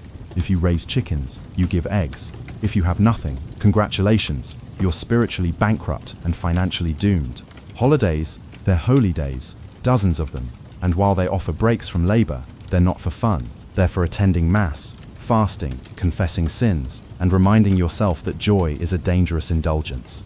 Questioning the church is dangerous. Heretics are burned, witches are drowned, blasphemers are flogged, and skeptics are quickly reformed. So you go through the motions. You chant, you bow, you pray that your soul, after enduring this dirt-covered life, might finally land in paradise, assuming the priest likes you. Because in the Middle Ages, God may be merciful, but the church, not so much. If you thought being a medieval peasant was rough, try doing it as a woman. All the filth, famine and fear, plus childbirth, subservience and social invisibility. In the Middle Ages, being a woman is like being on hard mode with no health potions and no restart button. From birth, a girl's life path is pretty much locked in. Marry young, bear children, serve your husband, die tired. Education, not likely. Unless you're from a noble family and sent to a convent, your intellectual development stops around the time you learn how to churn butter and patch a tunic. Marriage happens early, really early. It's not weird to be betrothed at 12 and pregnant by 14. It's not about love, it's about land, livestock, and alliances. Your opinion, not required. Once married, you're basically your husband's property. Your job is to produce heirs, feed everyone, keep the house running, and not complain, because complaining might get you branded a nag, or worse, a witch. That label comes with a complimentary drowning or burning, depending on local fashion. Childbirth is a death lottery. There's no prenatal care, no sterile tools, no anesthesia. Midwives do their best, but even minor complications can mean death for the mother, the child, or both. Some women survive 10 pregnancies. Many don't survive 2. But don't worry, once the baby is out, your work increases. Now you have a screaming infant in a lice-ridden hut, and you're expected to nurse, cook, clean, and still help in the fields. You don't get a break, you are the break for everyone else. If you're unmarried, you're suspicious. If you're widowed, vulnerable. If you're outspoken, dangerous. Women who didn't conform were often accused of witchcraft, especially if they had herbal knowledge, a strong personality, or just looked at someone funny on a rainy Tuesday. Even in the church, your role is limited. Nuns lived under strict rules, no speaking without permission, no freedom of movement, and your spiritual worth always ranked below men. In short, if you're a woman in the Middle Ages, you're expected to endure, obey, reproduce, and suffer in silence, ideally while smiling. Because even in a time of universal suffering, women were somehow expected to suffer gracefully. So far, you've battled filth, starvation, social injustice, and possibly a goat. But just when you think your day can't get any worse, here comes violence. Loud, bloody, and often completely acceptable by medieval standards. Let's be clear, the Middle Ages were not peaceful. The idea of law and order mostly meant hope the local lord isn't in a bad mood. Violence is everywhere, in the home, in the streets, on the battlefield, in church disputes, and sometimes in line at the communal bread oven. Crime is common, punishment is brutal, and justice is more performance art than protection. Steal a loaf of bread, you could lose a hand. Accused of lying, your tongue might get pierced. Gossip too much, meet the scold's bridle, a metal mask strapped to your head with a bar in your mouth, for correction of course. Let's say you're accused of something serious, heresy, theft, witchcraft. How do you prove your innocence? By being tortured, obviously. Welcome to trial by ordeal. One version, you stick your hand in boiling water to retrieve a stone. If it heals without infection in 3 days, you're innocent. If not, you're guilty. Another option, you're tossed into a river. If you sink, you're innocent and probably dead. If you float, you're guilty and will be punished anyway. It's like a medieval game show, where the prize is survival and the host is actively rooting against you. And if you're sentenced to death, that's a public event. Executions are performed in front of cheering crowds. Hangings, beheadings, burnings. Sometimes people bring snacks. It's the medieval equivalent of cable TV. Domestic violence, completely normal. Husbands were allowed, even expected, to discipline their wives and children. Street fights, commonplace. You could be beaten just for looking the wrong way at a noble's horse. And war, always simmering. Local feuds, territorial disputes, religious crusades. Someone's always marching off to stab someone else in the name of honor, God, or boredom. Violence isn't a breakdown of society in the Middle Ages. It is society. Everyone lives with the constant knowledge that life is fragile, justice is arbitrary, and your neighbor might bash your head in over a pig. So walk carefully, keep your eyes down, and never trust anyone with a club. At this point, you've made it through the lice, the leeches, the laundryless misery, and the looming threat of public disembowelment. But now comes the final chapter of most medieval lives, an early and unglamorous death. If you're alive and still breathing past the age of 40, you're practically a celebrity. You might even be referred to as the Old One, which is less of a nickname and more of a statistical miracle. Let's break it down. The average life expectancy hovers around 30 to 40 years, but that number is dragged down heavily by infant mortality. Nearly half of all children died before reaching age 5. Disease, malnutrition, or one bad winter was all it took. No vaccines, no antibiotics, no hope. If you survived childhood, you entered adulthood already exhausted. Work began as soon as you could walk upright, and by 25, your joints creaked like a monastery door. You might be missing several teeth, a finger, and most of your original optimism. Women faced a particularly deadly gauntlet, childbirth. It was one of the leading causes of death for medieval women. No pain relief, no medical intervention, just prayer, hot water, and someone holding your hand while you bled out on a straw-stuffed cot.